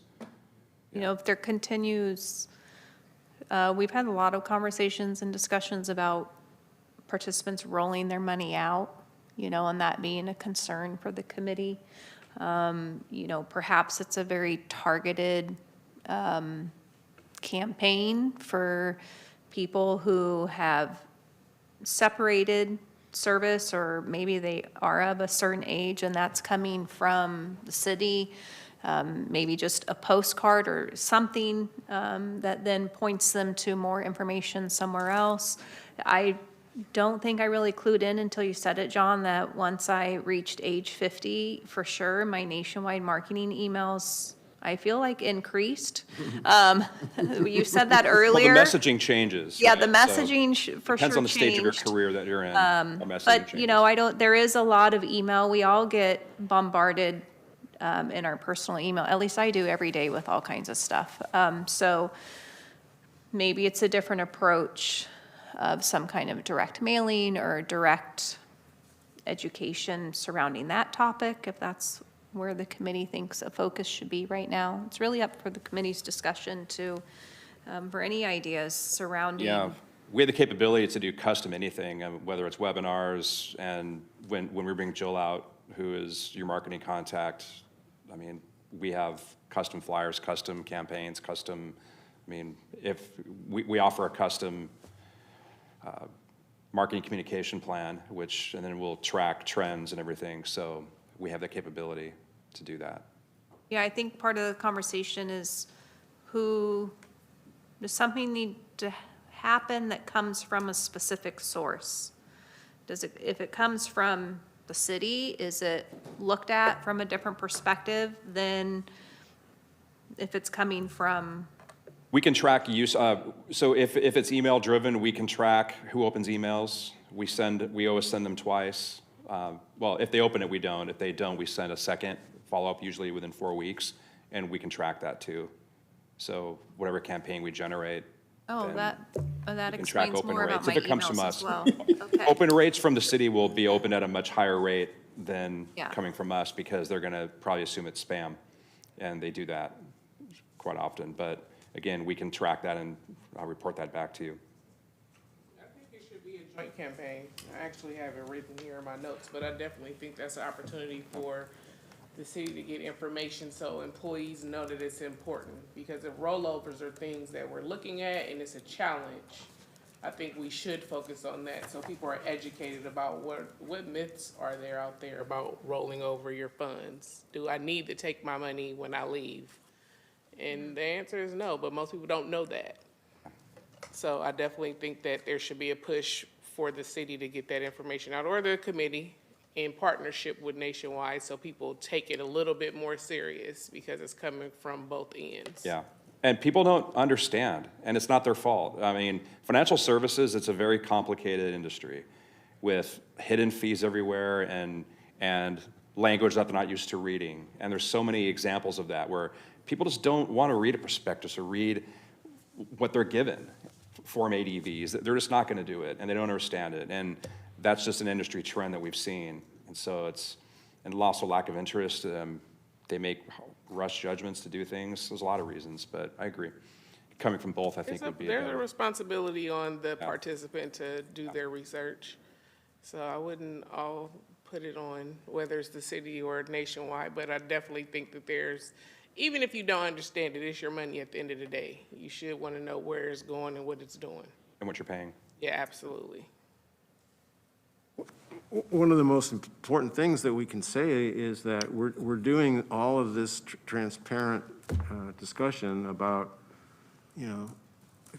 less than $100,000 of fees a year. I mean, for those of you who do your departmental budget, under 100,000 is often considered an insignificant fund to spend several hours on, but it's participant money. We can't take it lightly. We don't take it lightly. That's why we do it every year, and we want to make sure that the participants are getting the value for what they're being charged.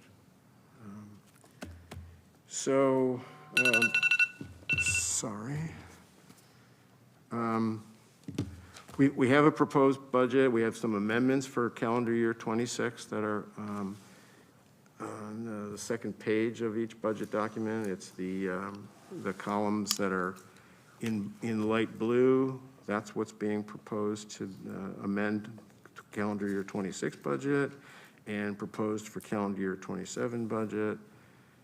And we've had some discussions. I think there were a couple other questions that we were asking the committee to consider. So we talked about the unrestricted fund balance. We could have that discussion about, the extra 100,000 that we have already collected. What should we do with it? Should we reduce it, give it back to the participants by not charging them? That can be a future agenda item. We talked about the participant education and events line item that we have money set aside for, but we've never had a project identified. We've talked about that. We don't need money for the next RFP until probably the 2030s because Fiduciary Consulting Group is going to handle the next one in 27, 28 at no extra charge. But we want that, we want the funds to be ready for when we need them. So we've got some funds already set aside, and we're going to reduce for the next couple of years how much goes into that account until it's fully funded, and then we won't be putting any money into it. Is that the only plan that's going to need an RFP? Or is there any other plans that, I think we just did the PEP plan, but is there anything else maybe coming down the pipeline? So what we would do, so the contract with Nationwide is through 2028. I believe. And so hopefully starting, about a year from now, we can talk about the process for, it will have been 12 years that Nationwide will have been our record keeper. Do we want to do an RFP? If we do, Rosh and his team will do that at no extra charge. Right, I guess my question is to Samantha then, is there any other plans that will need, outside the Nationwide that will need an RFP in the We're next- doing internally what we just accomplished, which was selecting an investment consultant. Originally, we had budgeted for that. Samantha felt that she and her team could do that without cost, do it internally, and I don't know, how did that go for you and your team? Well, it was a team of one, me, and it went fine. You know, at this point, I've done so many RFPs. Every RFP I do out of benefits, it all goes to our REOs for prior review questions. I mean, we have the process down. I will be retired by the next, go around, so I can't answer for the future, but the process is pretty specific on a procurement. It's, I was just wondering if there was any new plans that might roll out for different, no, I have no public knowledge safety maybe, of or, anything. okay. We have our 401A, our 457, our PEP plans. We are in a stage of the contract cycle where we're not close to really doing another RFP yet. 401A, 457, whatever that discussion looks like in late 2027. I mean, I think that'll be everyone here knows just that I trying to won't be think of- here Yeah, but then. that'll be an RFP to be the I'll be record keeper. retired. Will there be any additional costs to the members for looking into the CITs? Looking into, The CITs? Yeah, No, if we're gonna go to collective investment trust, would there be any no, there's nothing, monetary? Okay, I'm just trying to. Yeah, Just trying no. to yeah. make So sure we don't once miss any. have the investment consultant on board, they're gonna handle I all just wanna the, make sure we don't miss all the anything. RFPs. I mean, that's what they said they would do. Okay. Yeah, I mean, our structure through the city's procurement process and how we use Planet bids and the requirements of what have to go into an RFP, it's a partnership between the city staff person who's gonna do that work and our consultant who's gonna help us, especially when it comes to vendor outreach, the question and answers, reviewing the documents. I mean, it was very much a partnership between myself and Rosh to get the RFP back for when we got the PEP plans.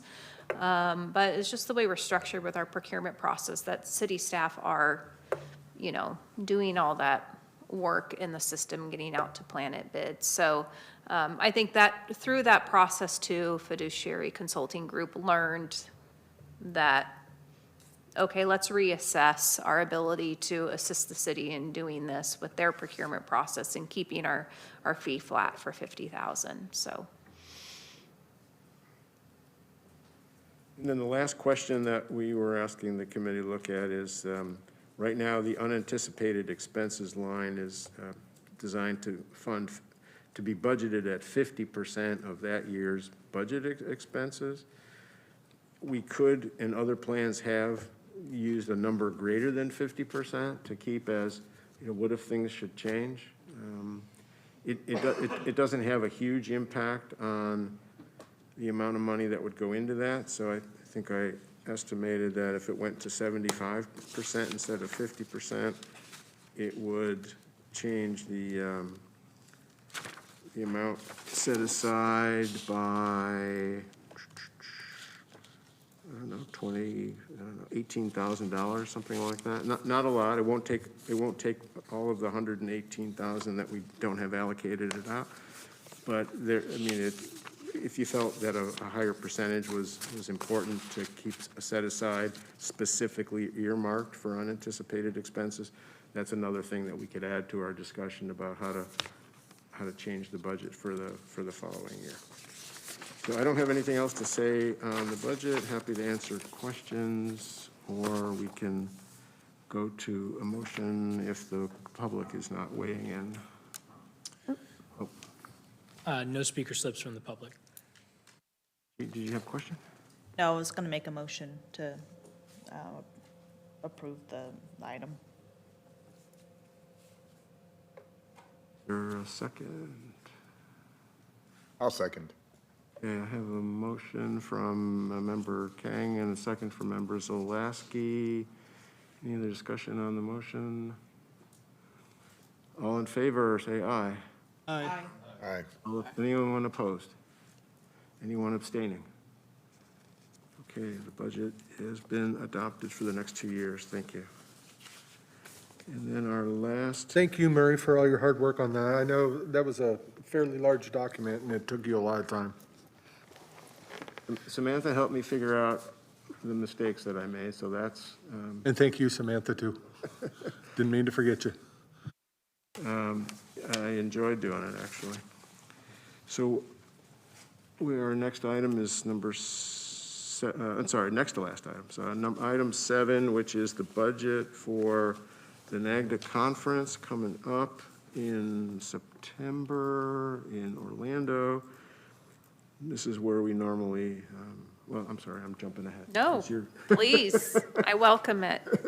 This is where we I'm normally, just letting John get up here on the, okay, thank you, John. Yes, so the 2026 NAGDA conference will be held in Orlando, Florida, September 27th through September 30th. The main sessions being on, really starting Monday, September 28th, and then ending Wednesday, September 30th. I've done some estimated costs, looking at the NAGDA website and going out and looking at the hotels. I'm sorry, the host hotel with the discount and taxes.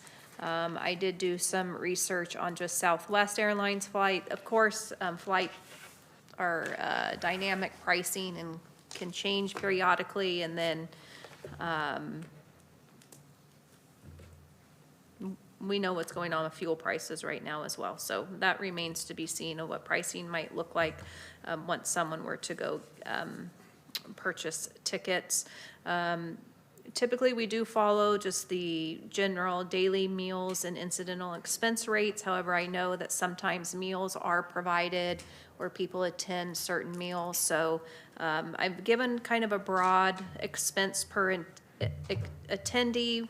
When we've done this in the past, we have seen maybe expenses come in a little bit more just based upon what flights actually end up costing, ground transportation or parking needs, whether it's at the airport or getting to and from the airport where the conference is and to the hotel. So I was recommending a budget of at least $1,600 per attendee.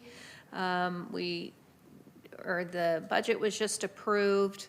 And typically, you see a motion selecting a specific number of attendees, but based on past experience of when these discussions come up, and how much budget is available and how much money it might cost to send someone to the conference, you don't see a recommendation selecting a certain number of attendees. I'd like the committee to have that discussion and see who can attend, who can't attend, who might be interested. And you all see what the potential budget is in allocating expenditures towards it. I think Murray has some updated cost estimates that you would like maybe to consider a budget for attendee when considering what it might cost to send someone. Is that correct, Murray? yes, I think the numbers in the staff report are a little low. I would recommend that we expect that the per-person cost is going to be about $2,400.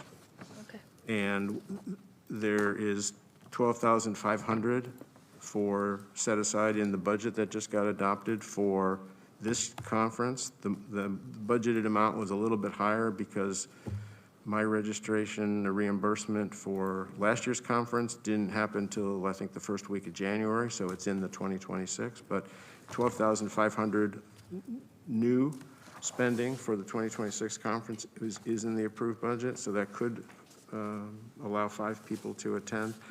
So I think the appropriate thing to do is to see who'd like to go and see if we're over 5, and then if we are, we figure out who are the 5, and if we're under 5, then we'll spend less than we have allocated. A quick comment.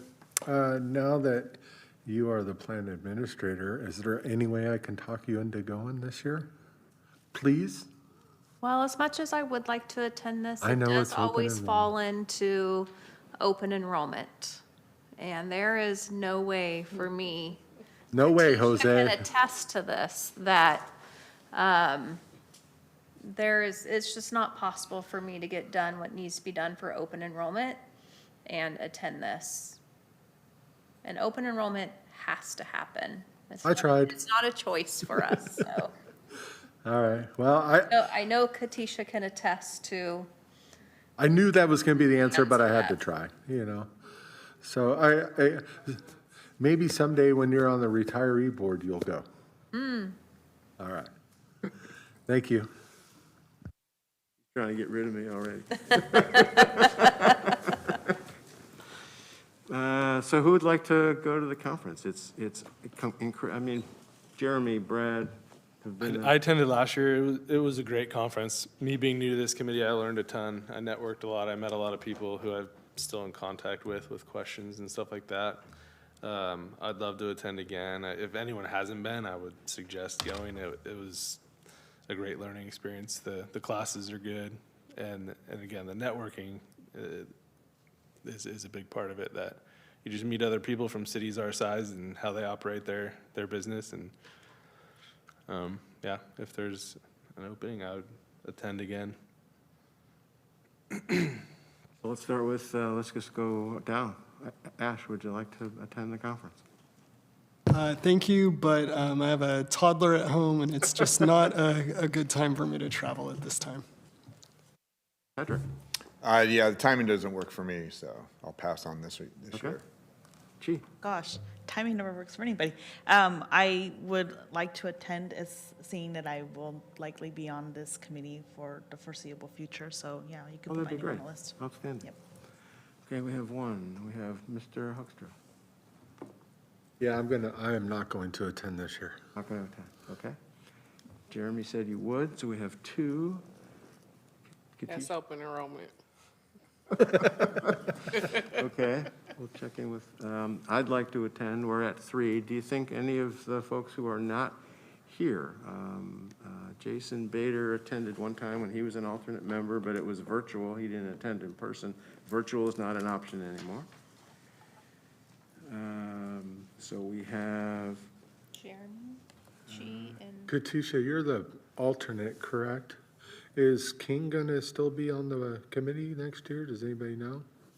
Or will there be I'm just asking. I mean, I guess I could ask, someone else that question, but they're not here. yeah, or even Matt from, your alternate. We can ask him tomorrow. Okay. All right. So for three for sure. Do we want to leave it a little more open-ended with like a fourth or fifth if people choose after the meeting to? I think that's a good idea. If, maybe give people, say, another month to, when's the deadline to enroll? I think the price increases in July. Oh, okay. Oh, so we have time. Yeah, we wanted to do this now so that those who said they're going can put it on their calendar, so you don't miss out. All right, so how about a motion to allow up to 5, up to 12,500, which is the budgeted amount? And, all right. I'll second it. Okay, we have a motion from Member Knox, seconded by Member Hoekstra, to allow up to 5 committee members, 3 identified so far, Kang, Levison, and Gardella, and holding those 2 spots for our other 2, Tunson and Anderson. And Brad's alternate. Brad has an alternate, too. Okay. Yeah. Is there an alternate in your office? No, in the treasurer's office. I think actually Jason's going to be the alternate now. Okay, we'll check with him. I will. Okay. Okay, so we have a motion and a second. All in favor? All right. Aye. Anyone opposed? Anyone abstaining? Okay, thank you. That passes.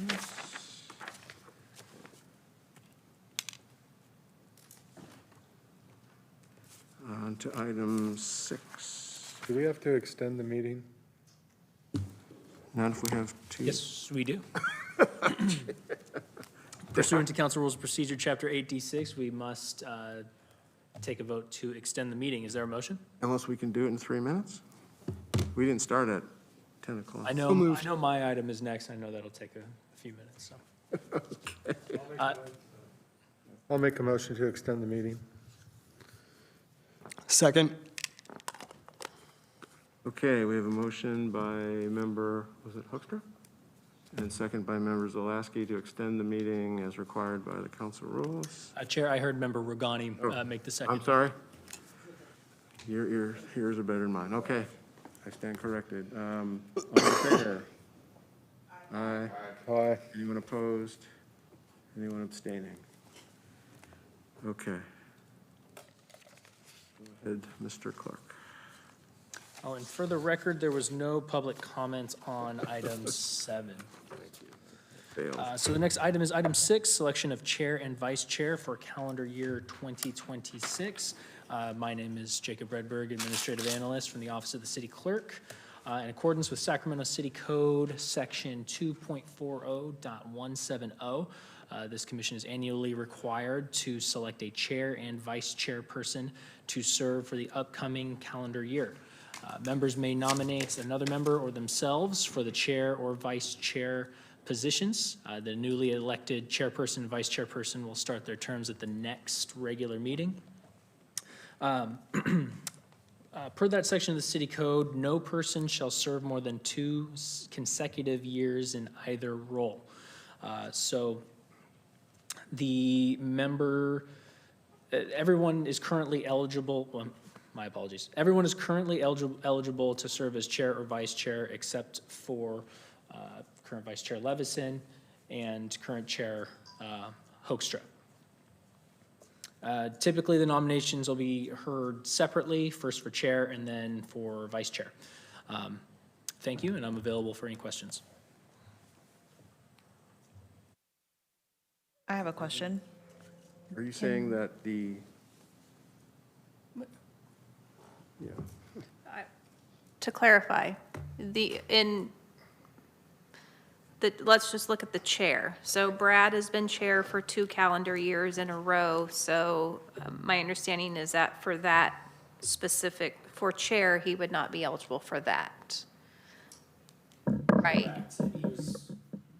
Correct, and additionally, he was vice chair for 2 consecutive years as well, so he has, I think he was just vice chair in 2023. double check. Oh, correct. So, my apologies. Current Chair Hoekstra is eligible to serve as vice chair as Correct. he only served in 2023 in that designation. So the 2-year limit is specifically to 2 years chair and then vice chair, 2 years vice chair. They're divided up that way, right? Correct. Thank you. and I thought they were So consecutive. just to be clear, so can Murray be the chair again? Sorry, City Clerk. I pulled up the code section. I don't see any reference to consecutive years. It just says chair and vice chair, no more than 2 years, 2 calendar years. So I In a think- row or Thank- ever? Thank you for the correction. Yes, it's just 2 years. So,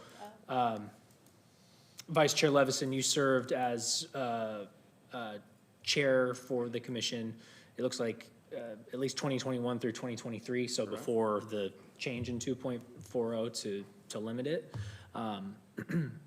And then as vice chair for 2024 and 2025. So at this point, you would not be eligible for either position. However, Chair Ever Hoekstra, again. you would be eligible to serve as vice chair as you only served for 1 year Right, okay. previously. So Murray can no longer be chair or vice chair? Correct. Oh, Ryan, is that how it reads? It's 2 years forever?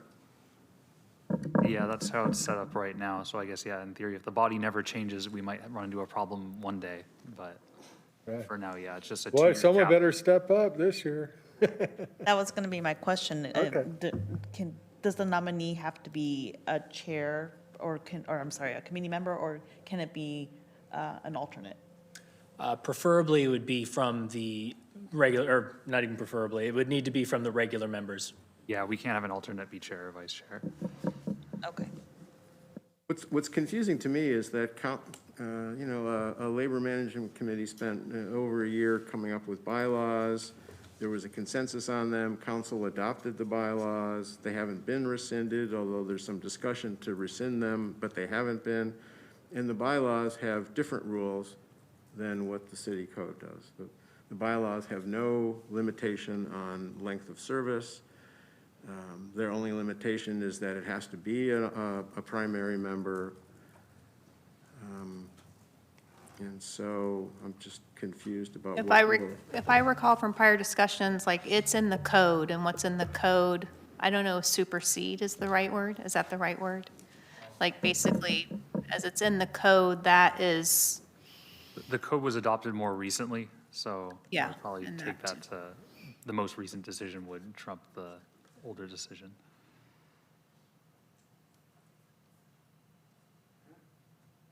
it's similar to where we have policies, labor agreements, city charter, like things, one may be in something, but then the charter, there is a progression of things that can occur that changes something that was technically below it, for lack of a better word, in an order. I think we got that figured out. I would like to nominate Ash Rugani for the chair. I appreciate that. You can do it. I don't know if I really have the bandwidth at this point to commit to it, so I would happily delegate to another member to serve in that role. But I'm also just trying to do the math here and figure out. I mean, I think we have other members who could serve, so I would prefer not to. I'll just put it out there, but I do appreciate that.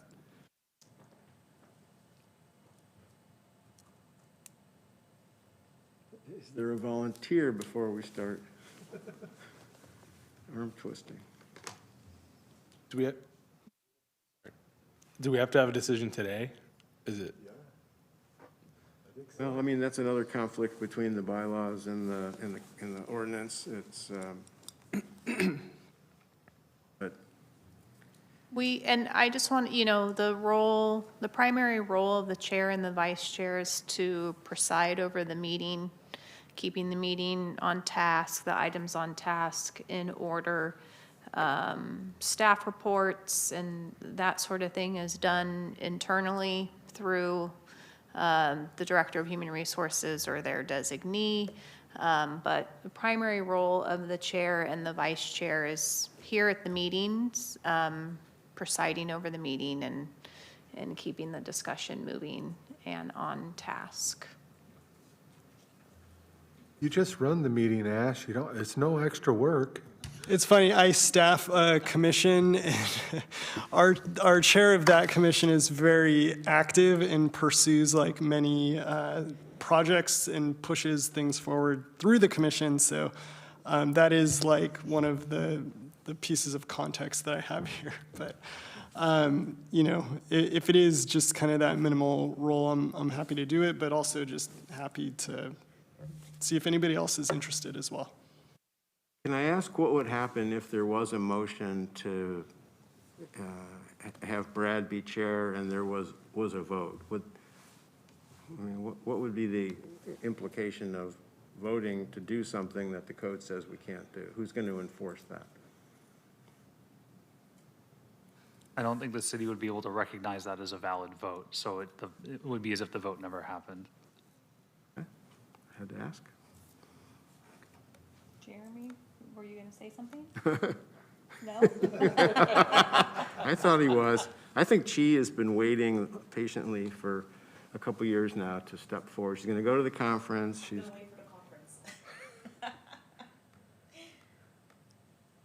Wow. I will say I will be happy to be vice chair the next round after Brad is unable to, but I think this round, Oh, I don't plan on being vice chair.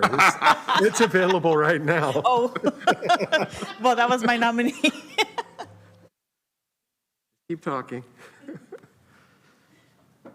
Patrick, could you lift your arm up while you're over there? Well, this sounds like something that, the idea was a good one to allow for rotation because people were feeling that it was being dominated by someone, but this is what happens when we're not free to choose from all members.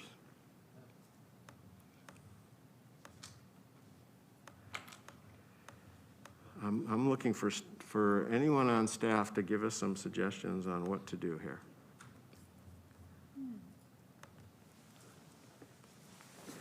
Well, so far I've heard a nomination by current Chair Hoekstra Yes. nominating Member Regani as chair. However, Member Regani has declined that nomination, There was no second also. and there was no second. I was gonna second. I was going to ask if Jeremy's interested. I mean, it's someone we haven't heard from. Not particularly. Yeah, I don't know.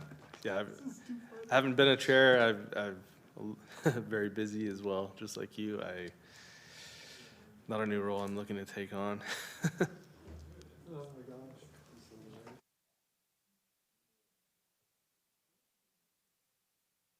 If nobody else is interested, I'll volunteer to be the chair. Bless you, Patrick. All right. I didn't know. So I will nominate I second it. Member Zalaski as chair, seconded by Member Hoekstra. Any discussion on that? Just a point of clarification is, Member Zalaski, you are now the primary member for your seat, not an alternate member? Right, yeah. Okay. That's changed since we, Put the I agenda think, together. didn't John send an email out to relinquish his primary designation? Yeah. This was very recent, yes. Prior to all of the reports getting done and everything, yes.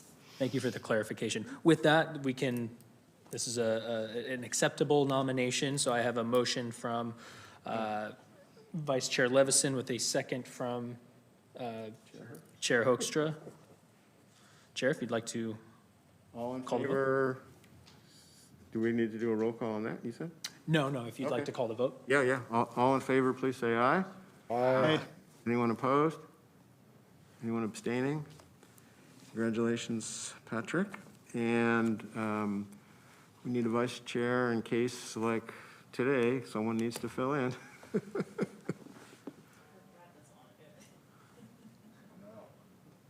You know, I think we do important work here, and so I will volunteer for the vice chair. Okay. Okay, I will move that Member Kang be our vice chair. I'll second it. And a second by Member Hoekstra. All in favor, please say aye. Aye. Anyone opposed? Anyone abstained? Congratulations to our new officers. You'll be presiding over our June meeting and going forward. This will, you'll have 2 years and then you won't be able to do it again. Is there anything else let's see, where are we on the agenda? We have public comments for items not on the agenda. Thank you, Chair. I have no speaker slips for matters not on the agenda for public comments, and as well as for the record on the Chair, Vice Chair item, there was no Forget that, thank you. public comment. Okay, somewhere I have my agenda. There is Yeah, just, that leaves us with member just member comments. comments. So, Member, are we on member comments? yeah, I have a comment. please. It's kind of a bombshell. This will be my last year on the committee. So I just wanted to I'm giving you a 1-year notice, so. 2026, you said last year? Well, This will be the last. yes, this calendar year will be my last year on the committee. I just want to say thank you, Brad, for your participation and your, all the input that you've put in the committee. Thank you. Thank you, T.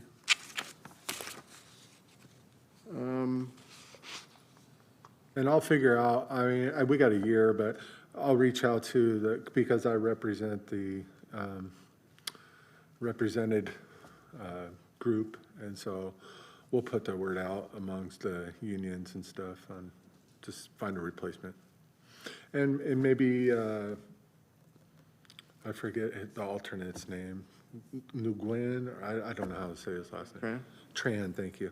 And I'll talk to him as well, of course. Want to do a quick update on where we are in reconfiguring the committee?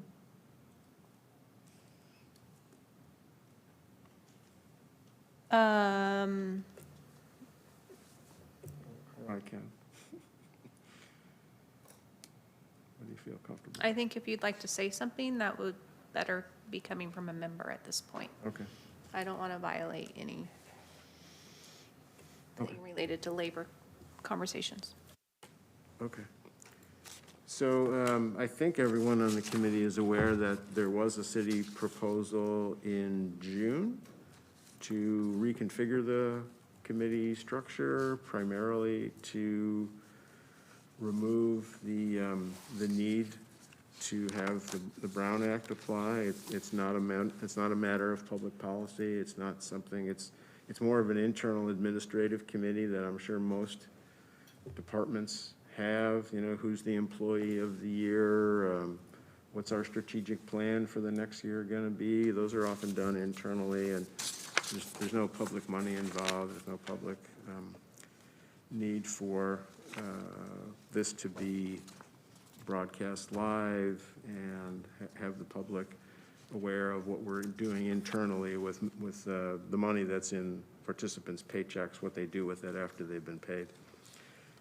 And so there was a letter of understanding sent to all the unions and the Retiree Association in November. The city worked on that, and the unions and the Retiree Association submitted a response to that last week. There was supposed to be a negotiating session this afternoon.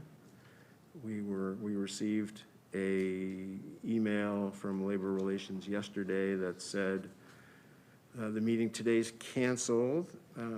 Given the retirement of the Human Resources Director, the city's approach now is to wait for a new Human Resources Director to be hired, presumably, start working, get familiar with the operation of the committee.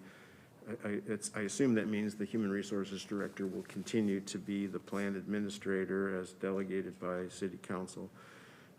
So that's months into the future, and in the interim, we'll continue operating the way we've been operating. So we have a calendar that Council adopted in the fall for all of calendar 2026, our meeting schedule, June, September, December, those meeting dates have been set. So when Brad's talking about, what's happening in the future, it sounds like it's for this calendar year. I'm assuming it's just going to continue status quo. I don't know. Recruitments take longer than some people hope they take. And then it makes sense to have somebody on board and get started. One of the things that I feel the need to say is that we've had the issue of the bylaws on the committee agenda one time, March of 2023, our meeting. John Colville asked for that to be on the agenda. We had a discussion, and that was the only time the committees talked about it. One of the points that he raised several times during that meeting was the way the committee seems to be operating is different than what was in the staff report that created the committee. And he said several times, well, the staff report said this committee was to be advisory only. I finally went back and read the staff report. It's 3 pages. Pages 1 and 3 are boilerplate. Page 2, there is the meat of it. The word advisory or any other word similar to it does not appear in that staff report at all. In fact, what's in the staff report is, and this is, I'm paraphrasing, is that it talks about the city has the obligation to its plans, and the city recommended that those obligations be taken over by the committee. To me, that's the exact opposite of very limited. It seems very expansive. Nevertheless, we're going through a process now, and what's been on hold in the interim is 3.5 years ago, this committee recommended changes to the fee and expense policy statement. I don't believe that's ever been sent to City Council for approval. And 2.5 years ago, the committee recommended changes to the investment policy statement. I don't believe that's ever gone to council. Now that we know that we're going to be operating under the current structure for a bunch of months, I'm hoping those documents can go to City Council so that we can finally get them official. It's just been so long. So I hope that happens. And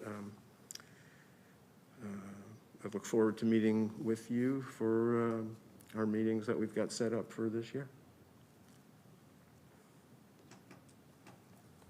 Anything else for member comments before we adjourn? I just wanted to quickly add, I keep hearing about the fiduciary training, and I think Rosh, that's something he offered to provide. I wasn't sure if that happens in our open meeting session or if that's something that we schedule offline between meetings and if it's with all members or just a subset.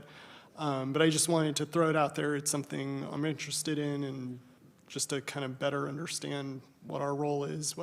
And I will say I've heard kind of both sides of the coin, that we kind of are a fiduciary, that we're not a fiduciary. So I guess I would hope to get some clarity through that training. All I can tell you is what I think, not what I think, what I've read from California attorneys writing about the rules in California and how they apply to retirement boards, and how the government code says if you've got a deferred compensation plan, it's considered a retirement board. And so the California Constitution talks about if you're on one of these boards, or if you are a board and you're one of the members of those boards, you have fiduciary obligations.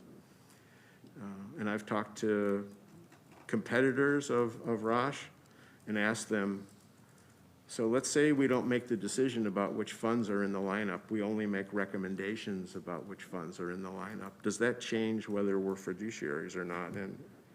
And I haven't found anyone yet who says, oh, if that's all you do is make recommendations, then you're absolutely not a fiduciary. They've actually said the opposite, that making recommendations or making the decisions is considered very similar, and you should have your fiduciary training because it's a fiduciary action.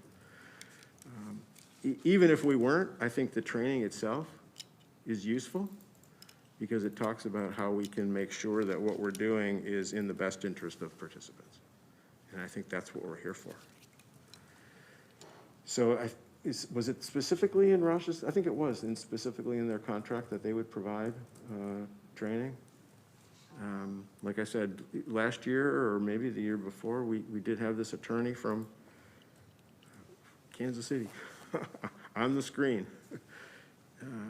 And there was very little time for questions, and he obviously had a clock going, and when his time was up, he signed off. But, any other member comments? Okay, well, the March 18th, 2026 meeting is adjourned. Thank you for participating.